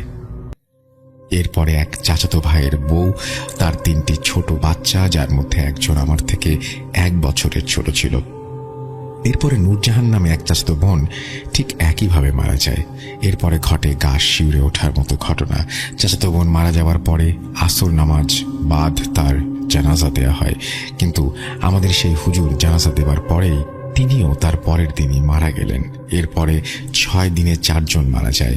কে কখন মৃত্যুর দেখা পাবে প্রতিটা মুহূর্ত কাটতে লাগলো আতঙ্কে। এরপর মাগরিবের আগেই সবাই যে যার ঘরে চলে যেত। এরপরে এটির একটা বিহিত করার জন্য সবাই মিলে একজন হুজুর খুঁজছিল, কিন্তু এমন কিছু শোনার পরে কেউই আসতে রাজি হচ্ছিল না। এরপরে অনেক খুঁজে বড় একজন আলেম বাড়িতে নিয়ে আসা হয়, কিন্তু সে বাড়িতে প্রবেশ করার সাথে সাথেই বলে দিলেন এই কাজ তার পক্ষে করা অসম্ভব এবং সে 3 দিন পরে আরো 3 জন নিয়ে আসবেন এর বিহিত করার জন্য বললেন। আর এই 3 দিন কেউ মাছ, মাংস, এমনকি বাগার দেওয়ার মতো কোনো তরকারিও রান্না করতে পারবে না এই বাড়িতে। আর ঠিক যতদিন এমন থাকবে ততদিন শুধু করলা, লাউ, দুধ খেতে হবে। এটি টানা 27 দিন করতে হয়েছে। 3 দিন পরে যে হুজুর 3 জন ফকির নিয়ে আসেন, এর মধ্যে ফকির যে ছিলেন তার নাম ছিল হাশেম ফকির। তিনি বাড়িতে ঢুকেই আমাদের বললেন যে অনেক দেরি করে ফেলেছেন, যাই হোক তবে এর বিহিত করেই ছাড়বো ইনশাল্লাহ। এরপরে শুরু হয় তার কার্যক্রম। সন্ধ্যার পরেই বাড়ির উঠোনের মাঝখানে বড় গর্ত করে আগুন জ্বালিয়ে দিতেন এবং 2 থেকে 3 কেজি শুকনো মরিচ পোড়াতেন। কিন্তু আশ্চর্যের বিষয় হলো এতে মরিচ পোড়ানোর কোনো গন্ধই হতো না। আর একই কাজের সময় বাড়ির কেউ ঘর থেকে বের হতে পারত না এবং সব মহিলাদের মাথায় কাপড় দেওয়া ছিল বাধ্যতামূলক। এরকম চলতে থাকে 7 দিন। এর মাঝে 3য় দিনের সময় বড় ফকির তার একজন সঙ্গীর ওপরে সেই 7 জন জিনের সর্দারকে হাজির করেন। অনেক তর্ক বিতর্ক জেরা করা হয়। তারপর কথাটা ছিল এরকম, তোরা কারা, কোথা থেকে এসেছিস, কতজন এসেছিস, এর জান নিচ্ছিস? আমরা পূর্ব নদী থেকে এসেছি, আমরা 7 জন, আমাদের চালান করা হয়েছে, 21টা যান না নিয়ে যাব না। অনেক হয়েছে, এবার অন্যদিকে যা, আমি থাকতে আর কোনো যান যাবে না। এরপর তার সঙ্গী অবচেতন হয়ে যায় এবং তার পরের দিন প্রতি রাতে একইভাবে আগুন ধরিয়ে 1 থেকে 2 কেজি করে শুকনো মরিচ পোড়ানো হতো। কিন্তু ফকিরদের মরিচ পুরানো আর সারা বাড়ি মহড়া দেয়া শেষ মুহূর্তে মনে হতো কেউ সারা বাড়ি দিয়ে শুকনো গাছপালা টেনে হিঁচড়ে নিয়ে যাচ্ছে। গরুর দল বেঁধে বাড়ির মধ্যে দৌড়ানো, ঘরের পেছনে বাঁশ গাছ দুমড়ে মুচড়ে ভেঙে ফেলেছে। 6 দিন 2 রাতের সময় আমাদের ঘরের পেছনে মুরগি ঘরের পাশে হাসিম ফকির ও তার স্ত্রী এবং সেই আলেম দৌড়ে আসলেন আর কেউ একজনের সাথে খুব তর্কে জড়িয়ে পড়লেন। জেরাটি ছিল এমন, তুই একটা জানও নিতে পারবি না, তোর এখনই যেতে হবে। তখন জিন বলছে যে এই ঘরের একটাকে প্রথমে নিয়েছি, আর একটাকে নিয়ে যাই, আর একটু আগুন নিয়ে এসেছিলাম, তাই তখন দেখা পাইনি। দাঁড়া, জানের বদলে তাহলে জান দিচ্ছি। এই বলেই তিনি হাতে থাকা কলা গাছের ডাঁট দিয়ে মাটির ওপরে 7টি বাড়ি দিলেন আর তারপর পায়ের গোড়ালি দিয়ে মাটির ওপরে সজোরে 3টি আঘাত করলেন। অতঃপর মুরগি ঘরের ভেতরে মুরগিগুলো প্রচন্ড দাবাদাপি শুরু করলো। এরপরে পুরো বাড়ি নিস্তেজ হয়ে যায়। পরের দিন সকালে দাদু মুরগির ঘর খুলে দেখেন 47টি মুরগি মরে পড়ে আছে। এরপরে ফকির ও আলেম আসেন আর ইনশাল্লাহ আমরা বিপদ মুক্ত হই। অতঃপর দাদু বললেন তিনি নাকি আমাকে ঘরে আনার সময় দেখেন যে অনেক লম্বা 7 জন খালাকে পানির ওপর দিয়ে পশ্চিম পাশ দিয়ে বাড়ির দিকে নিয়ে আসছে, যার কারণে দাদু তাড়াহুড়া করে দরজা বন্ধ করে নাতির কাছে আগুন ছিল তাই নাগালে পান এবং সেটা নিয়ে আসেন। কিন্তু ওকেই যেতে হয়েছিল। জানের বদলে জান, আপনার কাছে আমার নাতি বেশি নাকি মুরগি বেশি? আমি রাকিব, কুড়িগ্রাম জেলার রৌমারী উপজেলা থেকে বলছি। আমি ভূত এফএম এর একজন নিয়মিত শ্রোতা ছিলাম। 2016 সাল থেকে আমি ভূত এফএম শুনতাম। যাই হোক, মাঝখানে ভূত এফএম বন্ধ হয়ে যায়, কিন্তু অনেক অনেক ধন্যবাদ আপনাকে যে ভূত.com চালু করার জন্য। বেস্ট অফ লাক, সবসময় আপনাদের পাশে আছি। যাই হোক, বেশি কথা না বলে আমি আমার ঘটনায় চলে যাই। ঘটনাটা ঘটে আমার নিজের চাচাতো ভাইয়ের সাথে। ঘটনার সময়কাল 2015। রাসেল ভাই, তার আগে আমি আমাদের ঘটনার জায়গাসমূহের বর্ণনা দিই যাতে লিসেনারদের পরে বুঝতে সুবিধা হয়। ঘটনাটা ঘটে হলো আমাদের গ্রামের পাশের একটা গ্রামে। আমরা যে স্কুলে পড়াশোনা করতাম সেই স্কুলটা ছিল আমাদের গ্রাম থেকে একটা গ্রাম পরেই, মানে আমাদের গ্রামের পর মাঝখানে একটা গ্রাম পড়ে, তারপরে আমাদের স্কুল। আমাদের স্কুলটা যেহেতু উপজেলার মধ্যে অনেক একটা নাম করা একটা স্কুল ছিল, সেই জন্য আমাদের সেখানে পড়তে যাওয়া। যাই হোক, সেই সময় আমি জেএসসি পরীক্ষার্থী ছিলাম। আর আমার সাথে যে ভাইটা, মানে ভাইয়ের সাথে যে ঘটনাটা ঘটছে, সে ছিল এসএসসি পরীক্ষার্থী। রাসেল ভাই, আমাদের ওই গ্রাম থেকে আমরা 4 জন ওই স্কুলে পড়াশোনা করতাম।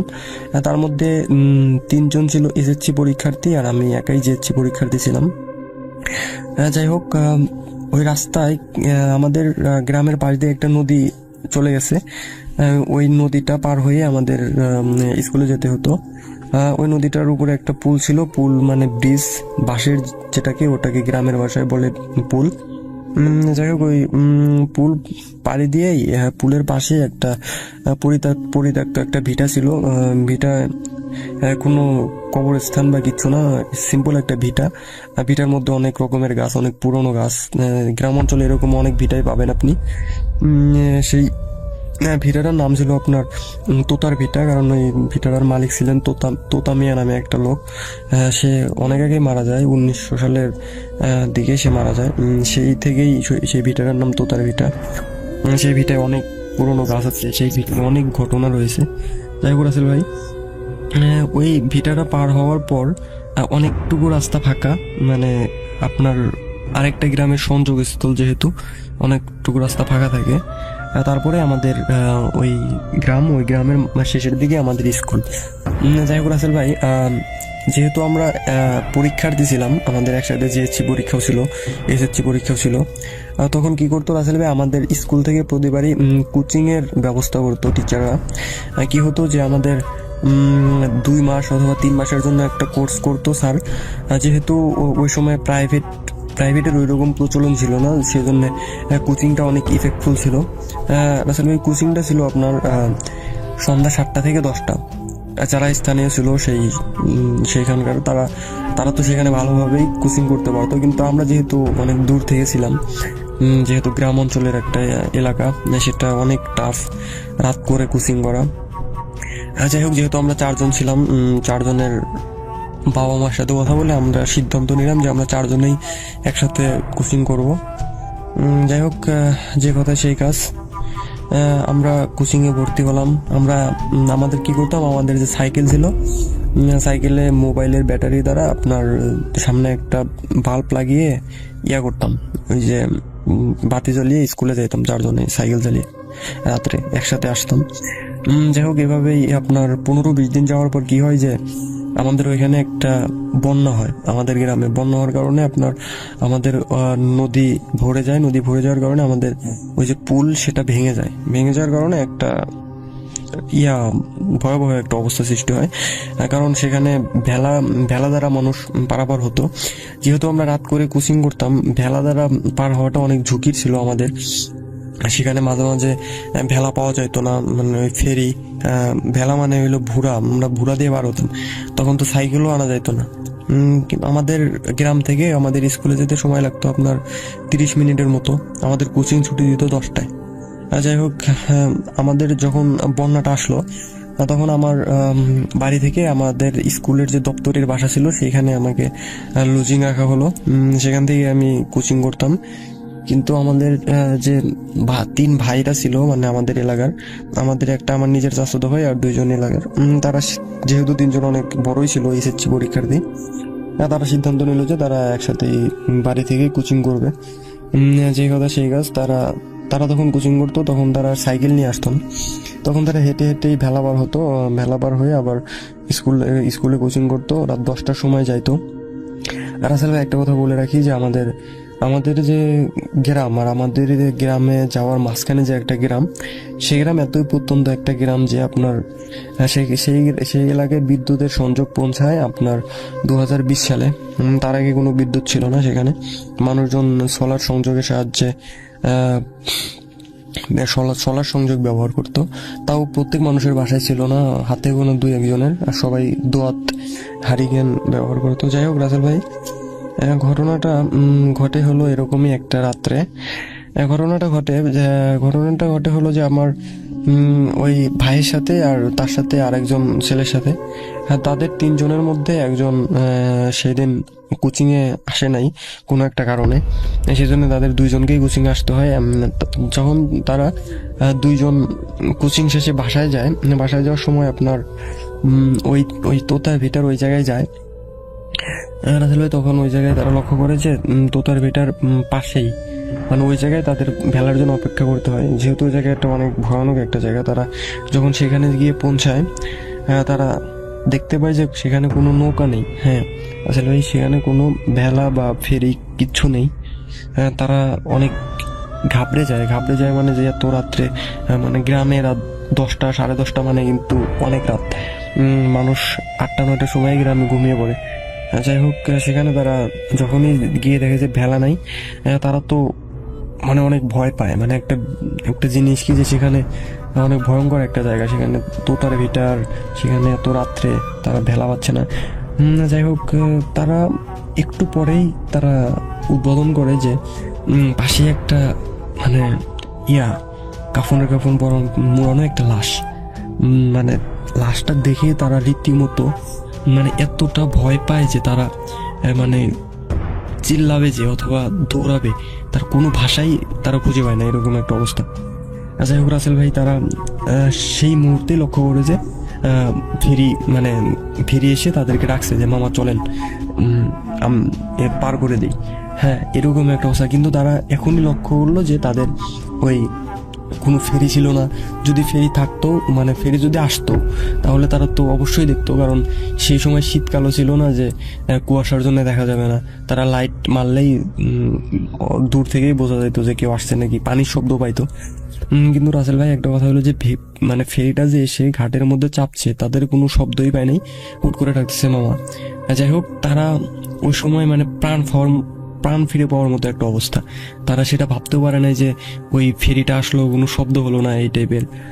যাই হোক, তারা যখন ওই লাশটার পাশে দাঁড়িয়েছিল তখনই একটা মানুষ আসা মানেই যে আপনি বুঝতে পারছেন ওই সময় মানে একটা ইয়া পাওয়া, মানে মরুভূমিতে ইয়া পাওয়ার মতো, হিরে পাওয়ার মতো।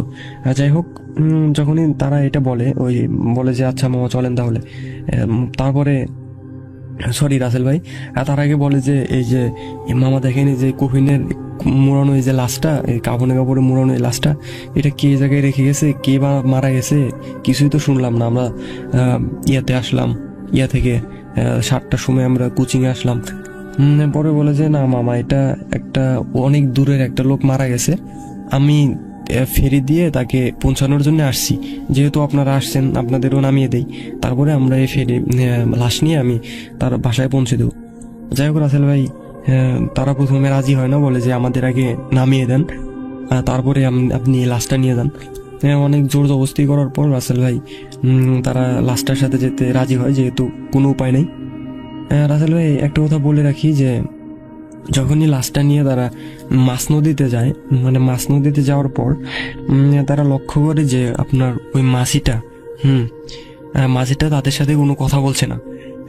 একটা বিষয় লক্ষ্য করবেন রাসেল ভাই, মানে একটা বিষয় বলে রাখি যে গ্রাম অঞ্চলের যে ফেরিওয়ালা অথবা কোনো ভুরাওয়ালা এত রাত্রে আপনার যাওয়ার সময় দেখবেন যে অনেক রকমের গল্প করে, অনেক রকমের কথা বলে, কারণ ওই সময় একটা ভয়ের একটা মুহূর্ত সবার জন্যই। যাই হোক, সে মাঝিটা সব চুপ, একবারে চুপ, মানে পুরা রাস্তায় একদমই চুপ করে ইয়া করে যাইতেছে। তখনই একটা সময় লক্ষ্য করে যে ওই মাঝিটা ওই লাশটার অনেক কাছাকাছি চলে আসে, কিন্তু সে বইটা বাইতেছিল না, কিন্তু নৌকা চলতেছিল, মানে ফেরিটা। এসে মানে তাদের এরকম কোনো খেয়ালই ছিল না। এক সময় তারা লক্ষ্য করে যে মাঝিটা ওই কাপড়ের যে মাথাটা আছে, মানে মাথা যে পাশে বাঁধা, ওইটা খুলতেছে। খোলার পর আপনার তারা হয়তো প্রথমে ভাবছিল যে চেক করতেছে যে লাশটা ঠিক আছে নাকি, বা কত সময় মুখ দেখে না মানুষ, মাথা খুলে, তারা প্রথমে সেটা ভাবে, তারা সেদিকে খেয়াল করে না। তাদের মধ্যে এমনি একটা ভয় কাজ করতেছিল ওই কফিনের তখন পাশেই। যাই হোক রাসেল ভাই একটা সময় লক্ষ্য করে যে ওই মাছিটা ওই লাশটা খাচ্ছে, মানে আপনি লক্ষ্য করেন যে তারা একটা সময় লক্ষ্য করলো যে মাঝিটা লাশটা খাচ্ছে। তারা প্রথমে ওরকম বুঝতে পারে নাই যে কি করতেছে, তারপরে একটা সময় দেখে যে মাঝিটা লাশটা খাচ্ছে, এবং উনি মনে করেন যে তারা এটা মানে প্রথমে তো আবছা অন্ধকারে সেটা লক্ষ্য করে, তার দিকে লাইট মারে না। যখন এটা আন্দাজ করার পর তারা লাইট মারে মাঝিটার দিকে। আপনার লাইট মারার পর মনে করেন যে রাসেল ভাই যে জিনিস দেখে এটা তো কখনোই তাদের কল্পনারও বাইরে ছিল। যাই হোক, তারা দেখে যে মাঝিটা মনে করেন যে মুখ দিয়ে রক্ত লাল, আর তাদের মুখের আপনাদের যে দাঁতের দুই সাইডে দুইটা দাঁত আছে না, মানে চোক্কা দাঁত আমরা যেটাকে বলি, সেই দুটা দাঁত দিয়ে সে মাংস ছিঁড়ে খাচ্ছে। খাওয়ার পর মনে করেন যে তার চোখের মণিটা স্বাভাবিকভাবেই ছিল না, তার কোনো চোখই ছিল না, চোখটা অন্ধকার ছিল তাদের লাইটের আলোতে, যেটা ব্যাখ্যা। তারপরে মনে করেন যে এটা দেখার পর তারা সেখান থেকেই লাফ দেয়। লাফ দিয়ে মানে জীবন মরণ বাঁচার জন্য তারা কেমনে যে সেখান থেকে বেঁচে একটা ঘাটের মধ্যে যেয়ে পৌঁছায়। যাই হোক রাসেল ভাই, কোনো একটা পাড়ে যেয়ে হয়তো বা তারা অজ্ঞান হয়ে পড়ে থাকার পর একটা সকালে আমাদের পাশের এলাকার একটা মাঝি তাদেরকে উদ্ধার করে মানে তাদেরকে দেখতে পায়, এবং দেখতে পাওয়ার পর চিনে যায়, মানে কোন মাঝি দেখতে পায় যে ওই মাঝিটাই, মানে সেটা আপনি বলতে পারেন যে তারা রাত্রে যে মাঝিটার নৌকায় ছিল সেই মাঝিটার রূপেই হয়তোবা ওই দুষ্টু জিন বা যেটাই বলি পিচাস সেটা এসেছিল। ওই মাঝিটা তাদেরকে অবশ্যই চেনে, কারণ প্রতিনিয়তই তারা তার মানে ফেরিতেই বার হয়। যাই হোক রাসেল ভাই, তারপরে তারা তাকে নিয়ে তাদের বাসায় পৌঁছে দেওয়ার পর কি হয় রাসেল ভাই, তারা একদিন পর তাদের জ্ঞান ফেরে। তাদের জ্ঞান, সবাই ভাবছিল যে তারা হয়তো বা মারা গেছে। রাসেল ভাই, অনেক শোক কান্না শুরু হয়ে যায়। আমিও তখন এই ঘটনাটা শুনে আমিও তখন বাসায় যাই তাদের দেখতে। যাই হোক রাসেল ভাই, ওই চাচাতো ভাই 2 দিন পর জ্ঞান ফেরে। জ্ঞান ফেরার পর সে প্রায় 1 সপ্তাহ কথা বলতে পারে না, জাস্ট তাকিয়েই থাকে, এরকম একটা অবস্থায় এত শখ খায়। যাই হোক, এক সময় যখন তারা পুরোপুরি জ্ঞান ফেরে সুস্থ হয়, সুস্থ হওয়ার পর তাদের কাছ থেকে ঘটনাটা শোনা হয়। ঘটনাটা তারা বলে, ঘটনাটা বলার পর তারা ওই মাঝিকে ডাকে, তাদের বাসার লোক। ঘটনাটা তারা বিশ্বাস করে, কারণ ওই যে ভিটাটার কথা বললাম রাসেল ভাই, ওই ভিটাটায় অনেকেই এর আগে অনেক কিছুই দেখছে, অনেক ঘটনা আছে ওই ভিটাকে ঘিরে। আপনি খেয়াল করলাম, আপনি ওই ভিটাটা আপনার 200-300 বছর আগের ভিটা। আপনার বাপ দাদা, তারও দাদার থেকে ওই ভিটাটার অনেক ঘটনা রয়ে আসছে। ওই ভিটাটার যে গাছগুলো আছে, সেটা কখনো কাটারও সাহস পায় না, বা সেই ভিটায় যে কেউ বসবাস করবে এই টাইপ, কারণ ওই ভিটার মালিক এখনো বেঁচে নাই। ওই ভিটা দখল নেওয়ারও কখনো চিন্তা আসে না। যাই হোক রাসেল ভাই, তখন আমার আমার ওই চাচাতো ভাইয়ের যে আত্মীয় স্বজনরা ওই মাঝিকে ডাকে। একদিন ডাকার পর বলে যে তুমি যে ওই উদ্ধার করার পর ওই রাত্রে যে ঘটনাটা যে শোনে যে ওই মাঝি ছিল, পরে বলে যে না, আমি তো সেই দিন আমার বোনের বাড়ি গেছিলাম, মানে ওই মাঝিটা নাকি ফেরি সেল রেখে ওর বোনের বাড়ি গেছিল। বোনের বাড়ি যাওয়ার আগে ওর যে ছোট ভাই, ওই ছোট ভাইরে ফেরির দায়িত্ব দিয়ে গেছিল। ফেরির দায়িত্ব দিয়ে যাওয়ার পর আপনার মনে করেন যে ওই ছোট ভাই তো 10টার আগেই বাসায় চলে যায়। কিন্তু স্বাভাবিকভাবে মাঝে 10টার পর পর্যন্তও থাকতো, কিন্তু সেদিন তারা 10টার আগেই বাসায় চলে যায় ফেরি। তারপরেই মনে করেন যে এই ঘটনাটা ঘটে ওনাদের সাথে। রাসেল ভাই, তারপরে তাকে হুজুর দেখানো হয়, হুজুর দেখিয়ে পানি পড়া, ওর যত রকমের চিকিৎসা আছে সব করানো হয়। তারপরেও তাদের ভয় কাটে না, ধরা যায় তারপরে মনে করেন যে হুজুরের বৈশিষ্ট্য মতে যে ওই ভিটার মধ্যে কিছু দুষ্টু জিন থাকতো। দুষ্টু জিনগুলো ওদের উপর নজর রাখছিল। তাদের কোনোই দোষ ছিল না। ওই তাদের ইচ্ছা ছিল যে তাদের ভয় দেখাবে, অনেক মারাত্মক একটা ভয়। যেহেতু তারা সবসময় 3জন থাকতো, 3জন থাকার কারণে সেই সুযোগটা সে পাইতো না। সেদিন সুযোগটা পায়, কারণ সেদিন ওই মাঝিটাও ছিল না, তারপরে তাদের মধ্যে মাত্র 2জন ছিল, যার কারণে অনেক বড় একটা সুযোগ পায়। সুযোগ পাওয়ার পরে আপনার মনে করেন যে তাদেরকে এইভাবে অনেক মারাত্মকভাবে ভয় দেখায়। যাই হোক রাসেল ভাই, এটাই ছিল ঘটনাটা আমি আমাদের এলাকায় একটা প্রচলিত একটা ঘটনাটা সবাই জানে, যেহেতু একটা আলোড়ন সৃষ্টি হয়েছিল। তারপরে আমি ভাইয়ের কাছ থেকে অনেক ভালোভাবেই শুনছি। তারপরে তারা কোচিং তো আর করে না। আমি তো লুজিংবাড়ি থেকে কোচিং শেষ করে পরীক্ষা দিয়ে তারপরে ইয়াতে গেছি। যাই হোক, ওই ভাইটা এখন বাংলাদেশ সেনাবাহিনীতে চাকরিতে নিযুক্ত আছে। আমি পরিচয় দিচ্ছি না কারো। যাই হোক, আশা করি আপনার ঘটনাটা ভালো লাগবে। আর ঘটনাটার সত্যতা আমি বলতে পারি 100%, কারণ ঘটনাটা অনেক ভালোই, সারা আমাদের গ্রামে সবাই প্রায় জানে। আমি এখন যেহেতু আমি আমাদের গ্রামে নেই, বর্তমানে আমি রংপুরে অধ্যয়নরত আছি, রংপুর। সেই জন্য আমি আমাদের ওই তোতার ভিটার ছবিটা আপনাকে পাঠাতে পারছি না, কিন্তু আমাদের এলাকার ওই জায়গাটা, ওই নদী আর ওই তোতার ভিটার ছবি আমি অবশ্যই আপনাকে পোস্ট করব সময় করে আপনার ইমেইলে। এই ছিল রাসেল ভাই ঘটনা। আশা করি আপনার ভালো লাগবে, আর ভালো লাগলে অবশ্যই সবাইকে শোনাবেন। আমার বয়স তখন 22 বছর। আমি বর্তমানে গ্র্যাজুয়েশন করছি, ফার্স্ট ইয়ারে পড়ছি রাজশাহী সরকারি কামরুজ্জামান ডিগ্রি কলেজ। সেই 2013 থেকে আপনার অনেক বড় ফ্যান আমি। যেখানে ভূতের ভয় সেখানে ভূত এফএম শুরু হয় বলে আমি মনে করতাম। আর যখন ভূত এফএমের কথা উঠত, তখন ভেসে আসা সেই রাত 11:59 বলা মানুষটাই আপনি রাসেল ভাই। এখন অনেক মিস করি আপনাকে, মিস করি সেই সময়টাকে। যখন শুনলাম শোটা বন্ধ হয়ে গেল, মনে মনে অনেক কষ্ট পেয়েছিলাম। যাই হোক, আমি আনন্দিত যে আপনি আপনার নতুন শো শুরু করেছেন। আবার সেই চেনা মানুষটার গলায় ভূত.com শোনার মজাই আলাদা। হোক না নতুন শো, কিন্তু মানুষটা তো সেই আছে, আমাদের সবার প্রিয় রাসেল ভাই। আমি জিজ্ঞাসা করব না আপনি কেমন আছেন, কারণ আমি জানি আপনি সবসময় ভালোর দলেই আছেন। তো আমার এতদিনের সেই স্বপ্ন ভূত এফএম থেকে শুরু করে আজ ভূত.com একটা ঘটনা পাঠাবার। সত্যি বলতে আমার ঘটনা শুনতে অনেক ভালো লাগে। যদি ঘটনা পাঠাই, সবাই কি বলবে না বলবে, ঘটনা সিলেক্ট হবে কি হবে না, আমি লেখালেখি করি না বলে এতদিন ঘটনা পাঠানো হয়নি। তবে আজ একটা ঘটনা কালেক্ট করে নিয়ে এসেছি। ঘটনাটি সত্যি 100%, সেই বিষয়ে কোনো সন্দেহ নেই। আমার নাম মোহাম্মদ ইমন চৌধুরী বনি। ঠিকানা রাজশাহী জেলার হেতেমখা এলাকায় আমি বাস করি। ঘটনাটি আমার না, আমার বন্ধুর মায়ের সাথে ঘটে যাওয়া একটা ঘটনা, তাই আমি আমার মায়ের মতো করে বলার চেষ্টা করছি। যদি ভুল ভ্রান্তি হয়ে থাকে ক্ষমা সুন্দর দৃষ্টিতে দেখবেন। লেখালেখির কোনো অভিজ্ঞতা নাই, অগোছালো লেখা, একটু পরেই বুঝতে পারবেন। ঘটনাটি রাজশাহী ছেড়ে চাঁপাইনবাবগঞ্জ জেলার কোনো এক গ্রামের ঘটনা। সঙ্গত কারণে গ্রামের নামটা বলছি না।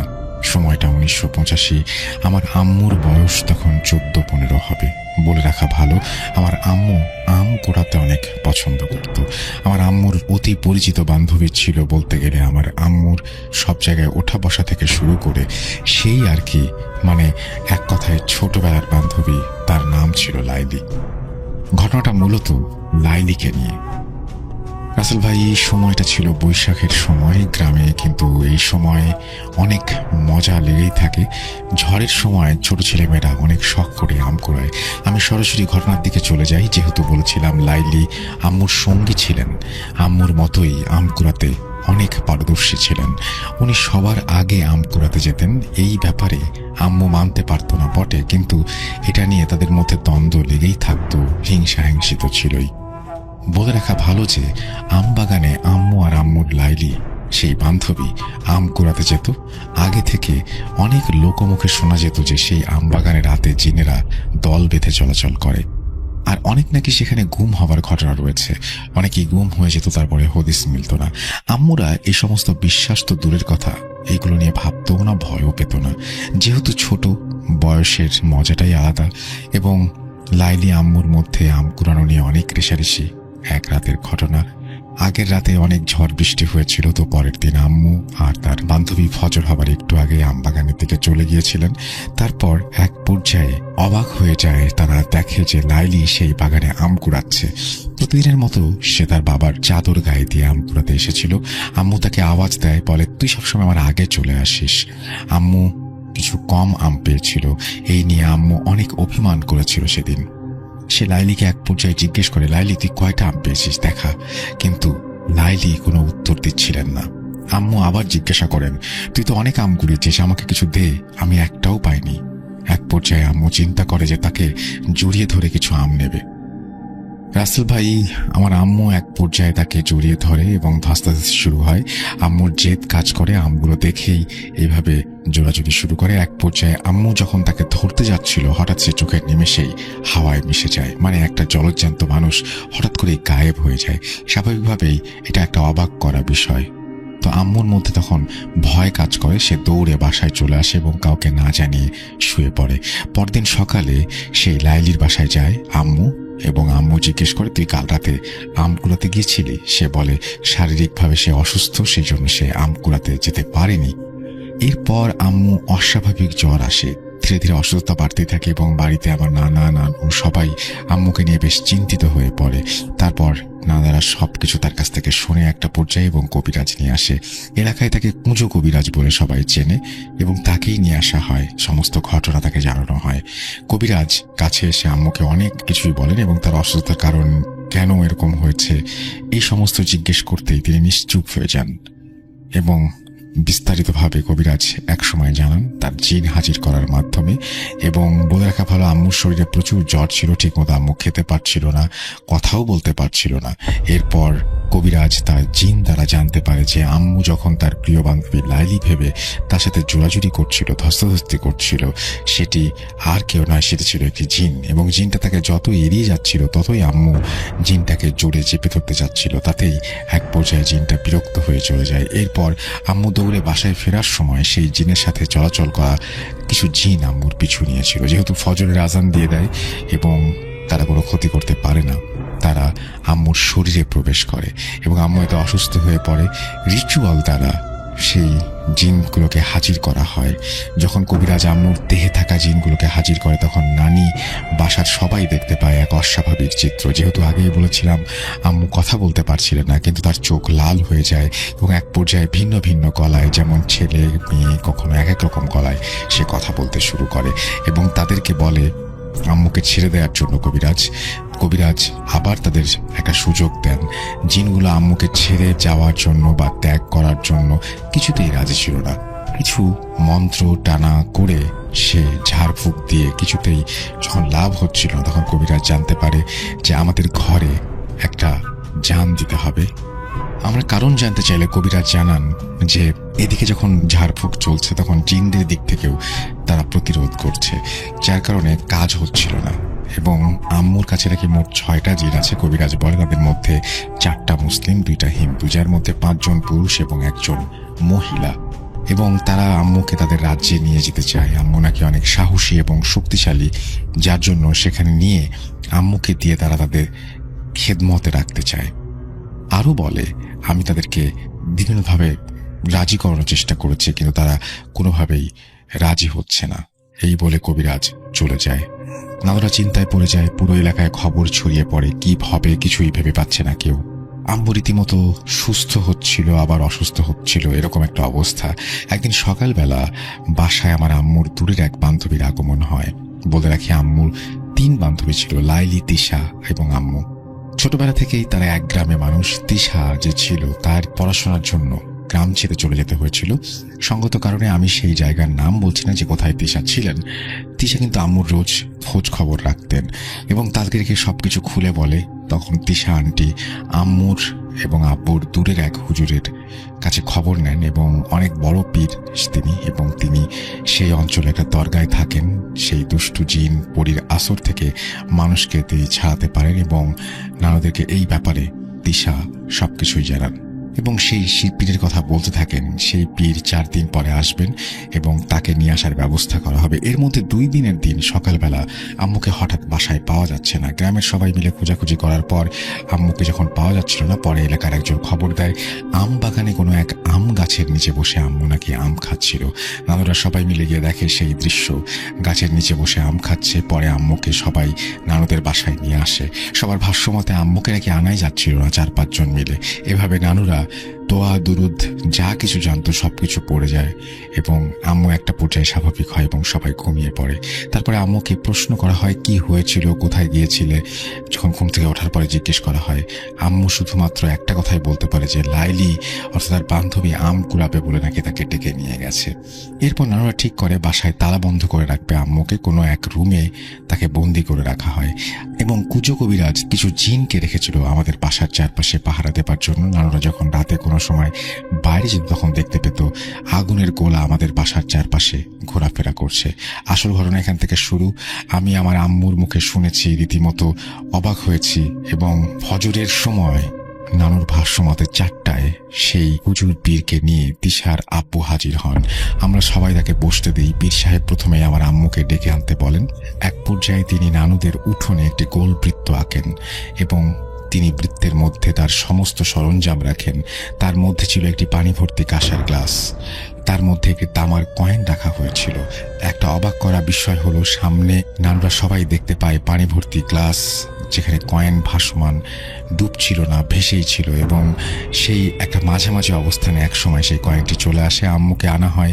যথারীতি সেই হুজুর এবং আম্মু দুজনে বৃত্তের মধ্যে অবস্থান করে। এবার হুজুর সেই জিনগুলোকে আম্মুর দেহে হাজির করায় এবং কিছু পানি আম্মুর গায়ে ছিটিয়ে দেয়। তারপর আম্মু সেই আগের মতো লাল চোখ হয়ে আসে তার, এবং আম্মু কখনো পুরুষ কখনো নারী মিশ্রিত কণ্ঠে কথা বলতে শুরু করে। হুজুর অর্থাৎ পীর সাহেব সেই জিনগুলোকে বলে এই পানিতে থাকা তামার কয়েনটা ধরে তুলতে, কিন্তু জিনগুলো কিছুতেই রাজি হচ্ছিল না। পরে হুজুর তার কাছে থাকা কিছু পানি দ্বারা আমার আম্মুর শরীরে ছিটিয়ে দেয় এবং পরে আম্মুর চোখ আবারও লাল হয়ে যায় এবং সেই বৃত্তের মধ্যেই যা হবার হচ্ছিল। এভাবে হুজুর পীর চেষ্টা চালিয়ে যেতে থাকেন। জিনগুলো কিছুতেই হুজুরের কথা শুনছিল না।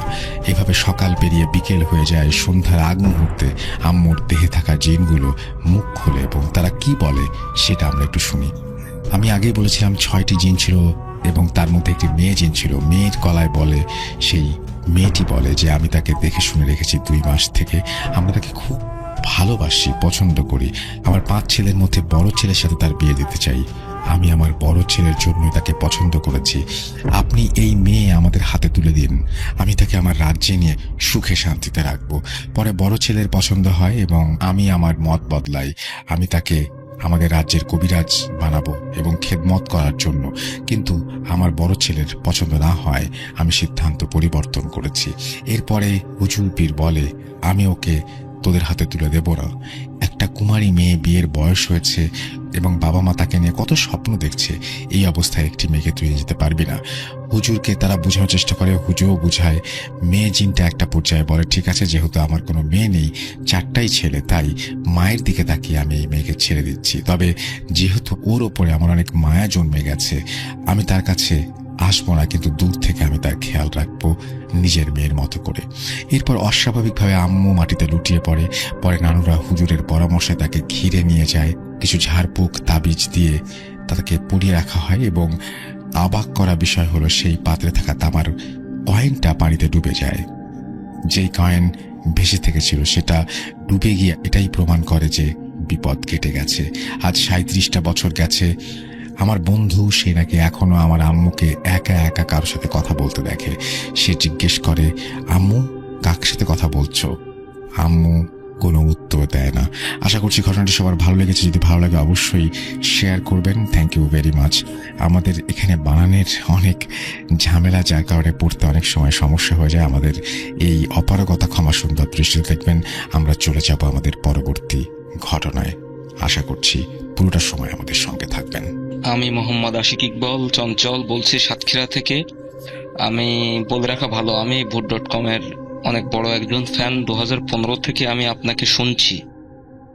ঘটনা পাঠাতে চাই, কিন্তু পাঠানোর মতো ঘটনা ছিল না বলে আমি এতদিন কোনো ঘটনা পাঠাতে পারিনি। আমি